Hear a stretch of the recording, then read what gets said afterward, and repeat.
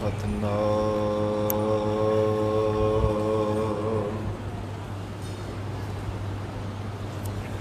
ਸ੍ਰੀ ਵਾਹਿਗੁਰੂ ਸਾਹਿਬ ਜੀ।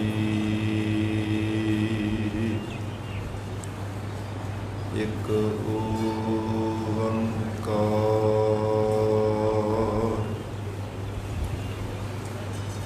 ਸਤਨਾਮ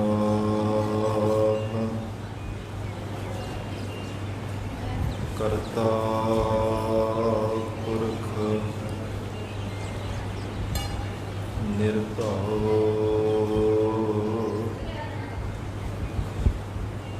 ਨਿਰਵੈਰ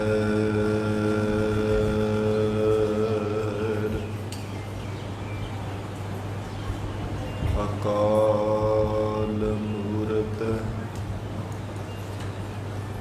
ਅਜੂਨੀ ਸੈਭੰ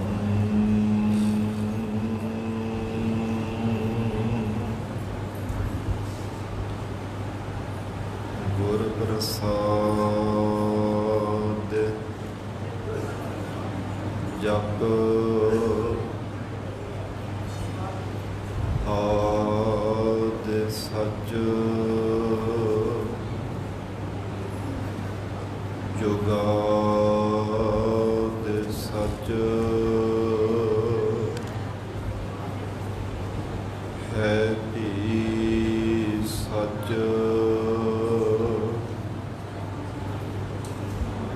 ਨਾਨਕ ਹੋਸੀ ਭੀ ਸਚ।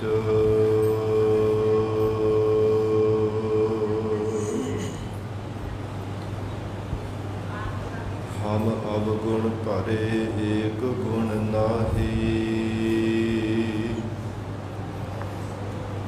ਅੰਮ੍ਰਿਤ ਛਾਕ ਬਿਖੈ ਬਿਖ ਖਾਹੀ।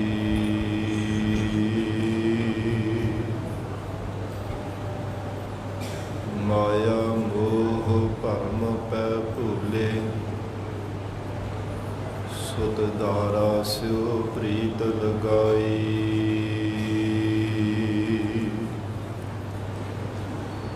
ਇਕ ਉੱਤਮ ਪੰਥ ਸੁਣਿਓ ਗੁਰ ਸੰਗਤ,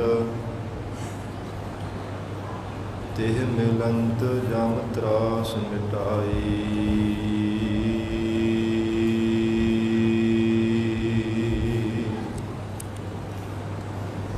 ਇਕ ਅਰਦਾਸ ਪਾਠ ਕੀਰਤ ਕੀ, ਗੁਰੂ ਰਾਮਦਾਸ ਰਖਹੁ ਸਰਨਾਈ।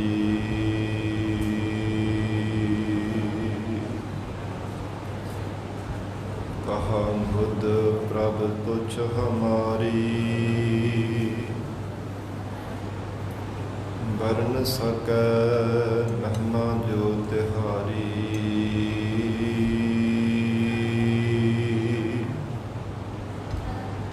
ਹਮ ਨਾ ਸਕਤ ਕਰ ਸਿਫਤ ਤੁਮਾਰੀ, ਆਪ ਦੇਹੁ ਤੁਮ ਕਥਾ ਸੁਧਾਰੀ। ਹਮ ਨਾ ਸਕਤ ਕਰ ਸਿਫਤ ਤੁਮਾਰੀ,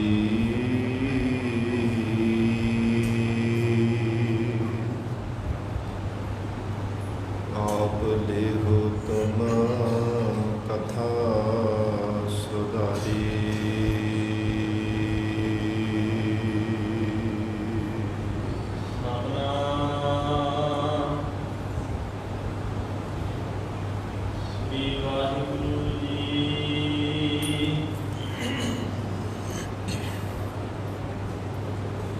ਸਤਨਾਮ ਸ੍ਰੀ ਵਾਹਿਗੁਰੂ ਸਾਹਿਬ ਜੀਓ। ਸ੍ਰੀ ਰਾਗ ਮਹੱਲਾ ਪਹਿਲਾ। ਭਲੀ ਸਰੀ ਜੇ ਉਤਰੀ, ਹਉਮੈ ਮੁਈ ਕਰਾਹੋ। ਦੂਤ ਲੱਗੇ ਫਿਰ ਚਾਕਰੀ, ਸਤਿਗੁਰ ਕਾ ਵਿਸਾਹੋ।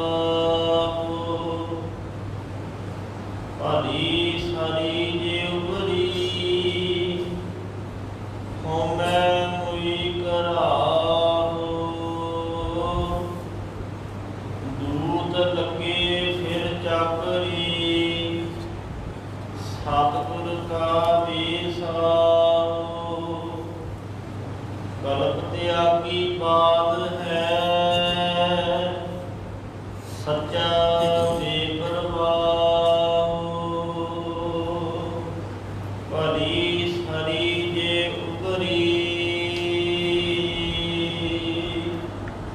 ਵਾਹਿਗੁਰੂ ਜੀ ਕਾ ਖਾਲਸਾ ਵਾਹਿਗੁਰੂ ਜੀ ਕੀ ਫਤਿਹ। ਪਤਿਤ ਪਾਵਨ ਭਗਤ ਵਛਲ ਅੰਤਰਜਾਮੀ ਕਰੁਣਾ ਨਿਧਾਨ ਗੁਰੂ ਗਰੀਬ ਨਿਵਾਜ ਕਲਯੁਗ ਦੇ ਤਾਰਨਹਾਰੇ ਸ਼ਬਦ ਗੁਰੂ ਸਾਹਿਬ ਸਤਿਗੁਰੂ ਧੰਨ ਧੰਨ ਸ੍ਰੀ ਗੁਰੂ ਗ੍ਰੰਥ ਸਾਹਿਬ ਮਹਾਰਾਜ ਸੱਚੇ ਪਾਤਸ਼ਾਹ ਜੀ ਦੀ ਪਾਵਨ ਪਵਿੱਤਰ ਹਜ਼ੂਰੀ ਅੰਦਰ ਜੁੜ ਬੈਠੀ ਗੁਰੂ ਖਾਲਸਾ ਸਾਧ ਸੰਗਤ ਜੀਓ, ਸਤਿਗੁਰੂ ਜੀ ਦੀ ਅਪਾਰ ਬਖਸ਼ਿਸ਼ ਦਾ ਸਦਕਾ ਅੰਮ੍ਰਿਤ ਵੇਲੇ ਤੋਂ ਮਹਾਰਾਜ ਸੱਚੇ ਪਾਤਸ਼ਾਹ ਜੀ ਦੀ ਪਾਵਨ ਹਜ਼ੂਰੀ ਅੰਦਰ ਦੀਵਾਨ ਸਜੇ ਸਨ। ਸਜੇ ਹੋ ਦੀਵਾਨਾ ਅੰਦਰ ਪਾਵਨ ਗੁਰਬਾਣੀ ਦੇ ਜਾਪ ਅੰਮ੍ਰਿਤਮਈ ਗੁਰਬਾਣੀ ਦਾ ਰਸ ਪਿੰਨਾ ਕੀਰਤਨ ਆਪ ਸੰਗਤਾਂ ਨੇ ਸਰਵਣ ਕੀਤਾ ਹੈ। ਹੁਣ ਇਸ ਪਾਵਨ ਅਸਥਾਨ ਦੇ ਜਦ ਰਹੀ ਲੜੀਵਾਰ ਗੁਰਬਾਣੀ ਦੀ ਕਥਾ ਵਿਚਾਰ ਦਾ ਸਮਾਂ ਹੋਇਆ। ਆਓ ਸਾਧ ਸੰਗਤ ਜੀ ਪਿਆਰ ਸਤਿਕਾਰ ਸਹਿਤ ਮਹਾਰਾਜ ਸੱਚੇ ਪਾਤਸ਼ਾਹ ਜੀ ਦੇ ਚਰਨਾਂ ਵਿੱਚ ਬੈਠ ਕੇ ਸਤਿਗੁਰੂ ਜੀ ਦੀ ਪਾਵਨ ਗੁਰਬਾਣੀ ਦੀ ਕਥਾ ਨਾਲ ਜੁੜ ਕਰਕੇ ਲਾਹੇ ਪ੍ਰਾਪਤ ਕਰੀਏ। ਵਿਚਾਰ ਦੀ ਪ੍ਰਾਰੰਭਤਾ ਤੋਂ ਪਹਿਲਾਂ ਮਨ ਨੂੰ ਇਕਾਗਰ ਕਰਨ ਲਈ ਧੰਨ ਸ੍ਰੀ ਗੁਰੂ ਗ੍ਰੰਥ ਸਾਹਿਬ ਮਹਾਰਾਜ ਸੱਚੇ ਪਾਤਸ਼ਾਹ ਜੀ ਨੂੰ ਸੀਸ ਝੁਕਾਵੋ। ਪਿਆਰ ਅਦਬ ਸਹਿਤ ਉਚਾਰਨ ਕਰੋ ਜੀ, ਕਰੋ ਰਸਨਾ ਪਵਿੱਤਰ। ਸਤਿਨਾਮ ਸ੍ਰੀ ਵਾਹਿਗੁਰੂ ਸਾਹਿਬ। ਸਤਿਨਾਮ ਸ੍ਰੀ ਵਾਹਿਗੁਰੂ ਸਾਹਿਬ ਜੀ। ਸ੍ਰੀ ਰਾਗ ਮਹੱਲਾ ਪਹਿਲਾ। ਭਲੀ ਸਰੀ ਜੇ ਉਪਰੀ। ਜਗਤ ਗੁਰੂ ਧੰਨ ਸ੍ਰੀ ਗੁਰੂ ਨਾਨਕ ਦੇਵ ਸਾਹਿਬ ਮਹਾਰਾਜ ਸੱਚੇ ਪਾਤਸ਼ਾਹ ਜਿਸ ਸਮੇਂ ਸ੍ਰੀ ਕਰਤਾਰਪੁਰ ਸਾਹਿਬ ਸਿੱਖ ਸੰਗਤਾਂ ਨੂੰ ਉਪਦੇਸ਼ ਬਖਸ਼ਿਸ਼ ਕਰ ਰਹੇ ਸਨ, ਸਤਿਗੁਰੂ ਜੀ ਦੇ ਚਰਨਾਂ ਵਿੱਚ ਸਿੱਖਾਂ ਨੇ ਬੇਨਤੀ ਕੀਤੀ ਹੈ, ਮਹਾਰਾਜ ਸੱਚੇ ਪਾਤਸ਼ਾਹ ਹਉਮੈ ਹੰਕਾਰ ਨੂੰ ਕਿਵੇਂ ਨਿਵਰਤ ਕੀਤਾ ਜਾ ਸਕਦਾ ਹੈ। ਗੁਰਮੁਖ ਪਿਆਰੇ ਭਗਤ ਜਨ ਹਨ, ਉਹਨਾਂ ਨੇ ਹਉਮੈ ਦੀ ਦੁਰਗੰਧੀ ਨੂੰ ਕਿਵੇਂ ਆਪਣੇ ਅੰਦਰੋਂ ਮਿਟਾਇਆ ਹੈ।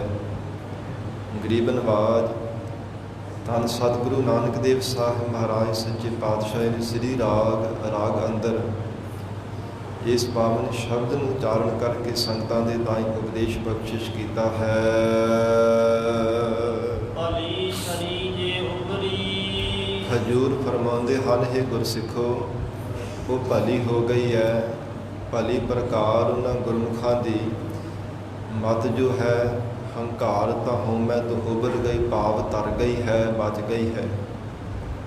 ਕਿਉਂਕਿ ਜਿਹੜੀ ਬੁੱਧ ਜੋ ਮਤ ਹੈ ਹਉਮੈ ਦੇ ਅਧੀਨ ਹੋ ਜਾਵੇ, ਉਹ ਫਿਰ ਜੋ ਵੀ ਕੋਈ ਮਨੁੱਖ ਕਰਮ ਕਰਦਾ ਉਹ ਹਰ ਸਮੇਂ ਕਹਿੰਦਾ ਕਿ ਮੈਂ ਕੀਤਾ ਹੈ, ਮੈਂ ਕਰਾਂਗਾ ਜਾਂ ਮੈਂ ਕਰਵਾਇਆ ਹੈ। ਉਹ ਭਾਵੇਂ ਕੋਈ ਧਰਮ ਦਾ ਚੰਗਾ ਧਾਰਮਿਕ ਕੰਮ ਵੀ ਹੋਵੇ, ਕਿਸੇ ਪ੍ਰਕਾਰ ਦਾ ਕੋਈ ਵੀ ਕੰਮ ਹੋਵੇ, ਹਰ ਸਮੇਂ ਉਹ ਮਨੁੱਖ ਇਹੋ ਹੀ ਬਾਰ-ਬਾਰ ਕਹਿੰਦਾ ਹੈ ਕਿ ਮੈਂ ਕੀਤਾ ਜਾਂ ਮੈਂ ਕਰਵਾਇਆ। ਜਦੋਂ ਹਉਮੈ ਦੇ ਸਹਿਤ ਹਉਮੈ ਦੇ ਅਧੀਨ ਜੀਵ ਦੀ ਬੁੱਧੀ ਹੋ ਜਾਂਦੀ ਹੈ। ਇਸ ਪ੍ਰਕਾਰ ਧੰਨ ਸਤਿਗੁਰੂ ਨਾਨਕ ਦੇਵ ਸਾਹਿਬ ਮਹਾਰਾਜ ਸੱਚੇ ਪਾਤਸ਼ਾਹ ਹਜ਼ੂਰ ਫਰਮਾਨ ਕਰਦੇ ਹੈ, ਗੁਰਸਿੱਖੋ ਭਲੀ ਸਾਰੀ ਜੇ ਉਬਰੀ। ਕਹਿੰਦੇ ਹਨ ਕਿ ਭਲੀ ਹੋ ਗਈ ਹੈ ਜਿਨ੍ਹਾਂ ਦੀ ਮੱਤ ਗੁਰਮੁਖ ਪਿਆਰਿਆਂ ਦੀ ਸ਼ਬਦ ਦੁਆਰਾ ਹਉਮੈ ਤੋਂ ਉਬਰ ਗਈ, ਭਾਵ ਤਰ ਗਈ ਹੈ, ਹਉਮੈ ਦਾ ਸ਼ਿਕਾਰ ਨਹੀਂ ਹੋਣਾ ਕੀਤੀ।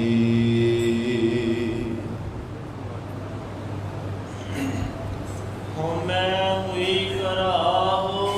ਹਉਮੈ ਮੁਈ, ਹਉਮੈ ਜਿਨ੍ਹਾਂ ਦੀ ਮਰ ਜਾਣਾ ਕੀਤੀ ਹੈ। ਕਰਾਹੋ ਸਰੀਰ ਰੂਪੀ ਘਰ ਦੀ ਜੋ ਮਾਲਕ ਬਣ ਕੇ ਬੈਠੀ ਸੀ, ਭਾਵ ਜੀਵ ਬਾਰ-ਬਾਰ ਕਹਿੰਦਾ ਸੀ ਮੈਂ ਹਾਂ, ਇਹ ਮੇਰਾ ਹੈ, ਇਹ ਮੇਰਾ ਸਰੀਰ ਹੈ, ਮੇਰੇ ਧੀਆਂ ਪੁੱਤਰ ਨੇ, ਮੇਰਾ ਘਰ-ਬਾਰ ਹੈ, ਮੇਰੀਆਂ ਜ਼ਮੀਨਾਂ ਜਾਇਦਾਦਾਂ ਨੇ। ਇਸ ਪ੍ਰਕਾਰ ਹਉਮੈ ਮੁਈ ਘਰਾ ਹੋ। ਇਹ ਸਰੀਰ ਰੂਪੀ ਘਰ ਦੀ, ਪ੍ਰਤੱਖ ਵੀ ਘਰਾਂ ਦੀ, ਮਹਿਲ ਮਾੜੀਆਂ ਦੀ। ਮਹਾਰਾਜ ਸੱਚੇ ਪਾਤਸ਼ਾਹ ਕਹਿੰਦੇ ਹਉਮੈ ਦੇ ਸਿੱਧ ਹੋ ਕਰਕੇ ਮਤ ਜਿਹੜੀ ਇਹਨਾਂ ਦੇ ਮਾਲਕ ਹੀ ਬਣ ਚੁੱਕੀ ਸੀ ਕਿ ਸਭ ਕੁਝ ਮੇਰਾ ਹੀ ਮੇਰਾ ਹੈ। ਜਗਤ ਅੰਦਰ ਜੋ ਕੁਝ ਵੀ ਹੈ, ਧਨ ਪਦਾਰਥ ਜੋ ਕੁਝ ਵੀ ਇਹਨੇ ਇਕੱਤਰ ਕੀਤਾ, ਸਭ ਕੁਝ ਮੈਂ ਮੇਰੀ ਵਿੱਚ ਹੀ ਲੱਗਾ ਰਹਿੰਦਾ ਹੈ। ਮਹਾਰਾਜ ਸੱਚੇ ਪਾਤਸ਼ਾਹ ਧੰਨ ਗੁਰੂ ਨਾਨਕ ਦੇਵ ਸਾਹਿਬ ਮਹਾਰਾਜ ਉਪਦੇਸ਼ ਦੇ ਰਹੇ ਹੈ, ਐ ਗੁਰਸਿੱਖੋ, ਜਦੋਂ ਜੀਵ ਦੀ ਹਉਮੈ ਮਰ ਜਾਂਦੀ ਹੈ ਨਾ, ਸਰੀਰ ਦੀ ਹੰਗਤਾ ਤੇ ਪਦਾਰਥਾਂ ਦੀ ਮਮਤਾ, ਇਹ ਜਦੋਂ ਮਿਟ ਜਾਂਦੀ ਹੈ, ਉਸ ਸਮੇਂ ਫਿਰ ਪਰਮਾਤਮਾ ਦੇ ਚਰਨਾਂ ਦੇ ਨਾਲ ਜੀਵ ਦੀ ਸੁਰਤ ਜੁੜਦੀ ਹੈ। ਤਾਂ ਹੀ ਪਰਮੇਸ਼ਰ ਦਾ ਨਾਮ ਹਿਰਦੇ ਅੰਦਰ ਨਿਵਾਸ ਕਰਦਾ ਹੈ। ਜੇ ਹੰਗਤਾ ਮਮਤਾ ਮਿਟ ਜਾਵੇ, ਜਿੰਨੀ ਦੇਰ ਤੱਕ ਹਉਮੈ ਦੀ ਸੜਾਨ ਜੀਵ ਦੇ ਅੰਦਰ ਰਹਿੰਦੀ ਹੈ, ਉਨੀ ਦੇਰ ਤੱਕ ਭਗਤੀ ਦੀ ਮਹਿਕ ਨਹੀਂ ਕਦੇ ਵੀ ਜੀਵ ਦੇ ਕੋਲ ਆ ਸਕਦੀ। ਉਨੀ ਦੇਰ ਤੱਕ ਹਉਮੈ ਹੰਕਾਰ ਦੀ ਦੁਰਗੰਧੀ ਬਾਰ-ਬਾਰ ਜੀਵ ਤੋਂ ਆਉਂਦੀ ਰਹਿੰਦੀ ਹੈ।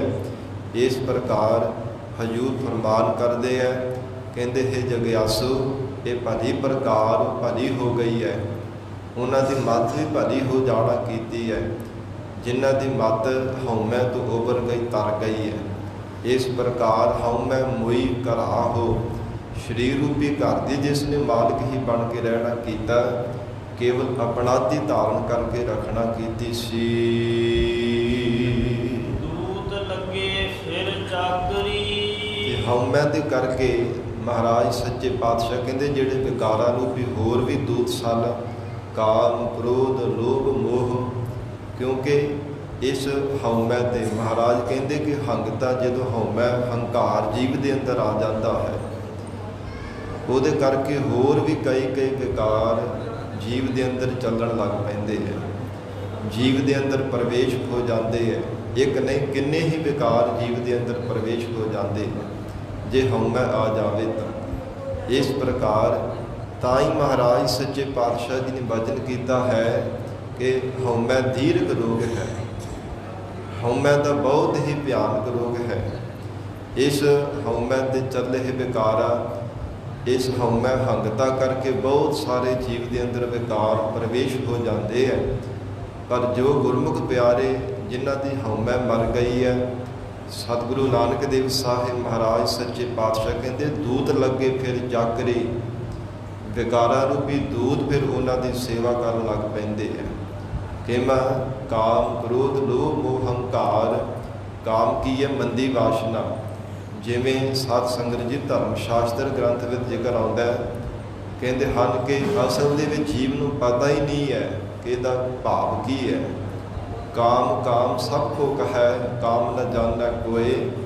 ਜੇਤੀ ਮਨ ਕੀ ਕਾਮਨਾ, ਕਾਮ ਕਹਾਵੈ ਸੋਏ। ਜਿੰਨੀਆਂ ਮਨ ਦੀਆਂ ਕਾਮਨਾਵਾਂ, ਇੱਛਾਵਾਂ ਨੇ, ਅਸਲ ਦੇ ਵਿੱਚ ਇਹੋ ਹੀ ਇਹਦਾ ਭਾਵ ਹੈ। ਜਿੰਨੀ ਦੇਰ ਤੱਕ ਮਨ ਦੀਆਂ ਕਾਮਨਾਵਾਂ, ਇੱਛਾਵਾਂ ਨਹੀਂ ਮਿਟਦੀਆਂ, ਉਨੀ ਦੇਰ ਤੱਕ ਜਾਣ ਕੋ ਭਾਵੇਂ ਪਾਮਰ ਵਿਕਾਰੀ ਸੰਸਾਰ ਦੇ ਨਿਖਿੱਧ ਕਰਮ ਕਰਦਾ ਹੈ। ਚਾਹੇ ਕਿਉਂਕਿ ਪਾਮਰ ਜੀਵ ਜਿਹੜਾ ਹੈ, ਵਿਕਾਰੀ ਬੰਦਾ, ਉਹ ਕਦੇ ਸੰਸਾਰ ਭਵ ਸਾਗਰ ਤੋਂ ਪਾਰ ਨਹੀਂ ਹੋ ਸਕਦਾ। ਤੇ ਜਿਹੜਾ ਕਾਮਨਾਵਾਂ ਵਾਲਾ ਕੋਈ ਜੀਵ ਹੈ, ਉਹ ਭਲਾ ਕਿਵੇਂ ਸੰਸਾਰ ਤੋਂ ਤਰ ਸਕਦਾ ਹੈ। ਇਸ ਲਈ ਮਹਾਰਾਜ ਸੱਚੇ ਪਾਤਸ਼ਾਹ ਹਜੂਰ ਨੇ ਫਰਮਾਨ ਕੀਤਾ, ਕਹਿੰਦੇ ਹਨ ਦੂਤ ਲੱਗੇ ਫਿਰ ਚਾਕਰੀ। ਫਿਰ ਕਹਿੰਦੇ ਜਿਹੜਾ ਪਾਮਰ ਜੀਵ ਹੁੰਦਾ ਹੈ ਨਾ, ਸੰਸਾਰ ਦੇ ਅੰਦਰ ਵਿਸ਼ਿਆਂ ਨੂੰ, ਵਿਕਾਰਾਂ ਨੂੰ ਭੋਗਣ ਦੇ ਵਾਸਤੇ ਜੋ ਮਨ ਦੇ ਵਿੱਚ ਇੱਛਾ ਬਣੀ ਰਹਿੰਦੀ ਹੈ, ਕਾਮਨਾ ਫਿਰ ਇੱਕੋ ਰਹਿੰਦੀ ਹੈ, ਪਰਮੇਸ਼ਰ ਦੇ ਨਾਮ ਦੀ ਪ੍ਰਾਪਤੀ ਦੀ। ਦੂਤ ਲੱਗੇ ਫਿਰ ਚਾਕਰੀ। ਇਹ ਜਿਹੜੇ ਵਿਕਾਰਾਂ ਰੂਪੀ ਦੂਤ ਫਿਰ ਜੀਵ ਦੀ ਚਾਕਰੀ ਕਰਨ ਲੱਗ ਪੈਂਦੇ ਹੈ, ਜੀਵ ਦੀ ਸੇਵਾ ਕਰਨ ਲੱਗ ਪੈਂਦੇ ਹੈ, ਜੀਵ ਦੇ ਅਧੀਨ ਹੋ ਜਾਂਦੇ ਹੈ। ਜਿਨ੍ਹਾਂ ਨੇ ਸੰਸਾਰ ਦੇ ਸਭ ਜੀਵਾਂ ਨੂੰ ਆਪਣੇ ਅਧੀਨ ਕਰ ਲੈਣਾ ਕੀਤਾ। ਕ੍ਰੋਧ ਹੈ, ਕ੍ਰੋਧ ਕਰਕੇ ਬਾਰ-ਬਾਰ ਪਹਿਲਾਂ ਖਫਾ ਹੁੰਦਾ ਸੀ, ਕਦੇ ਕਿਸੇ ਗਲ ਪੈ ਜਾਂਦਾ ਸੀ, ਕਦੇ ਕਿਸੇ ਗਲ ਪੈਂਦਾ ਸੀ। ਪਰ ਮਹਾਰਾਜ ਸੱਚੇ ਪਾਤਸ਼ਾਹ ਹਜੂਰ ਕਹਿੰਦੇ ਕ੍ਰੋਧ ਨੂੰ ਵੀ ਆਪਣੇ ਜਦੋਂ ਵਸ ਵਿੱਚ ਕਰ ਲਿਆ, ਫਿਰ ਜੇਕਰ ਥੋੜ੍ਹਾ ਬਹੁਤਾ ਮਨ ਢਲਿਆਈ ਕਰਦਾ ਨਾ, ਭਗਤੀ ਕਰਨ ਤੋਂ, ਅੰਮ੍ਰਿਤ ਵੇਲੇ ਉੱਠਣ ਤੋਂ, ਨਿਤਨੇਮ ਕਰਨੇ ਤੋਂ, ਮਨ ਨੂੰ ਤਾੜ ਕਰਕੇ ਰੱਖਦੇ ਹੈ। ਕ੍ਰੋਧ ਨੂੰ ਇਹ ਸੇਵਾ ਵਿੱਚ ਲਾ ਦਿੰਦੇ। ਜਿਵੇਂ ਕੋਈ ਮਹਾਤਮਾ ਸੀਗਾ ਸਾਧ ਸੰਗਤ ਜੀ, ਇੱਕ ਦਿਨ ਉਹਦੇ ਮਨ ਨੇ ਹਰ ਰੋਜ਼ ਨੇਮ ਸੀਗਾ ਅੰਮ੍ਰਿਤ ਵੇਲੇ ਉੱਠਣਾ, ਇਸ਼ਨਾਨ ਪਾਨ ਕਰਨਾ, ਫਿਰ ਧਿਆਨ ਵਿੱਚ ਜੁੜ ਜਾਣਾ, ਸਮਾਧੀ ਵਿੱਚ ਲੀਨ ਹੋ ਜਾਣਾ। ਇੱਕ ਦਿਨ ਮਨ ਨੇ ਬਹੁਤ ਆਲਸ ਕੀਤਾ ਤੇ ਅੰਮ੍ਰਿਤ ਵੇਲੇ ਉੱਠਿਆ ਹੀ ਨਾ। ਸਿਆਲ ਦੀ ਰੁੱਤ ਸੀਗੀ ਤੇ ਜਿਹੜੀ ਖੱਫਣੀ ਮਾਰਿਆ ਸੀ ਨਾ, ਖੱਫਣੀ ਦੇ ਨਾਲ ਸਰੀਰ ਨੂੰ ਕੱਜਿਆ ਹੋਇਆ ਸੀ ਠੰਡ ਤੋਂ ਬਚਣ ਦੇ ਵਾਸਤੇ, ਤੇ ਬੜਾ ਕ੍ਰੋਧ ਮਨ ਵਿੱਚ ਧਾਰਨ ਕੀਤਾ। ਕ੍ਰੋਧ ਕਿਹੋ ਜਿਹਾ ਧਾਰਨ ਕੀਤਾ ਕਿ ਸਣੇ ਖੱਫਣੀ ਦੇ ਸਰੋਵਰ ਵਿੱਚ ਛਾਲ ਮਾਰ ਦਿੱਤੀ। ਉਹ ਖੱਫਣੀ ਵੀ ਗਿੱਲੀ ਹੋ ਗਈ ਤੇ ਸਰੀਰ ਵੀ ਕੰਬਦਾ ਪਿਆ। ਫਿਰ ਉਸ ਸਮੇਂ ਬੈਠਿਆ ਹੋਏ ਨਾਲੇ ਸਰੀਰ ਕੰਬੀ ਜਾਵੇ ਤੇ ਉਹ ਮਹਾਤਮਾ ਨਾਲੇ ਕਹੀ ਜਾਵੇ, ਕਹਿੰਦਾ ਮਨਾ ਕੱਲ੍ਹ ਨੂੰ ਫਿਰ ਆਲਸ ਕਰੀ ਹੈ ਭਲਾ। ਕੱਲ੍ਹ ਨੂੰ ਜੇ ਆਲਸ ਕੀਤਾ ਤਾਂ ਫਿਰ ਇੱਦਾਂ ਹੀ ਕਹਿੰਦਾ ਸਰੋਵਰ ਵਿੱਚ ਛਾਲ ਮਾਰ ਦੇਣੀ ਹੈ। ਮੁੜ ਕੇ ਉਹ ਮਹਾਤਮਾ ਦੀ ਕਹਿੰਦੇ ਕਦੇ ਮਨ ਨੇ ਆਲਸ ਨਹੀਂ ਕੀਤਾ। ਉਹ ਫਿਰ ਚੇਤਾ ਰਿਹਾ ਨਾ, ਸਰੀਰ ਵੀ ਕੰਬਦਾ ਰਿਹਾ, ਠਰੂ ਠਰੂ ਕਰਦਾ ਰਿਹਾ ਸਿਆਲੇ ਦੇ ਨਾਲ। ਤੇ ਉਹ ਜਿਹੜੇ ਦੂਤ ਵਿਕਾਰਾਂ ਰੂਪੀ ਦੂਤ ਆ ਉਹ ਵੀ ਫਿਰ ਚਾਕਰੀ ਕਰਨ ਲੱਗ ਪੈਂਦੇ ਆ। ਕ੍ਰੋਧ ਤਾਂ ਕੀਤਾ ਪਰ ਮਨ ਨੂੰ ਸੁਚੇਤ ਕਰਨ ਵਾਸਤੇ ਕੀਤਾ, ਮਨ ਨੂੰ ਚੰਗੇ ਪਾਸੇ ਲਾਉਣ ਵਾਸਤੇ ਕੀਤਾ, ਮਨ ਦਾ ਆਲਸ ਦੂਰ ਕਰਨ ਵਾਸਤੇ ਕ੍ਰੋਧ ਕੀਤਾ। ਫਿਰ ਸਾਧ ਸੰਗਤ ਜੀ, ਕਾਮ ਕ੍ਰੋਧ ਤੇ ਲੋਭ ਹੁੰਦਾ ਪਦਾਰਥਾਂ ਦੀ ਇਕੱਤਰਤਾ ਦਾ। ਜਦੋਂ ਫਿਰ ਹਉਮੈ ਮਰ ਜਾਂਦੀ ਹੈ ਨਾ, ਸਤਿਗੁਰੂ ਜੀ ਦੀ ਬਖਸ਼ਿਸ਼ ਹੋ ਜਾਂਦੀ ਹੈ, ਲੋਭ ਰੂਪੀ ਵਿਕਾਰ ਜਿਹੜਾ ਦੂਤ ਵੀ ਫਿਰ ਚਾਕਰੀ ਕਰਨ ਲੱਗ ਪੈਂਦਾ ਹੈ। ਜੀਵ ਦਾ ਜਿਹੜਾ ਮਨ ਹੈ ਨਾ, ਲੋਭ ਤਾਂ ਕਰਦਾ ਪਰ ਦੁਨੀਆ ਦੇ ਪਦਾਰਥਾਂ ਦੀ ਇਕੱਤਰਤਾ ਦਾ ਨਹੀਂ, ਪਰਮੇਸ਼ਰ ਦਾ ਨਾਮ ਰੂਪੀ ਧਨ ਇਕੱਠਾ ਕਰਨ ਵਾਸਤੇ ਕਰਦਾ ਹੈ। ਫਿਰ ਸੋਝੀ ਆ ਜਾਂਦੀ ਹੈ ਨਾ ਕਿ ਦੁਨੀਆ ਦੇ ਪਦਾਰਥ ਧਨ ਦੌਲਤ ਇਹ ਸਦਾ ਵਾਸਤੇ ਰਹਿਣ ਵਾਲੀ ਨਹੀਂ। ਪਰਮੇਸ਼ਰ ਦਾ ਨਾਮ ਰੂਪੀ ਧਨ ਸਦੀਵੀ ਕਾਲ ਵਾਸਤੇ ਮੇਰੇ ਨਾਲ ਨਿਭਣ ਵਾਲਾ ਹੈ। ਫਿਰ ਮੋਹ ਹੈ, ਮੋਹ ਪਹਿਲਾਂ ਸਰੀਰਾਂ ਦਾ ਕਰਦਾ ਸੀ, ਜਗਤ ਦੇ ਅੰਦਰ ਪਦਾਰਥਾਂ ਦਾ ਕਰਦਾ ਸੀ। ਮਹਾਰਾਜ ਸੱਚੇ ਪਾਤਸ਼ਾਹ ਕਹਿੰਦੇ ਹੁਣ ਮੋਹ ਜਿਹੜਾ ਪਿਆਰ ਹੈ ਨਾ, ਉਹ ਪਰਮੇਸ਼ਰ ਦੇ ਸਰੂਪ ਦਾ ਕਰਦਾ ਹੈ, ਪ੍ਰਮਾਤਮਾ ਦੇ ਚਰਨਾਂ ਦੀ ਪ੍ਰੀਤ ਧਾਰਨ ਕਰਕੇ ਰੱਖਦਾ ਹੈ।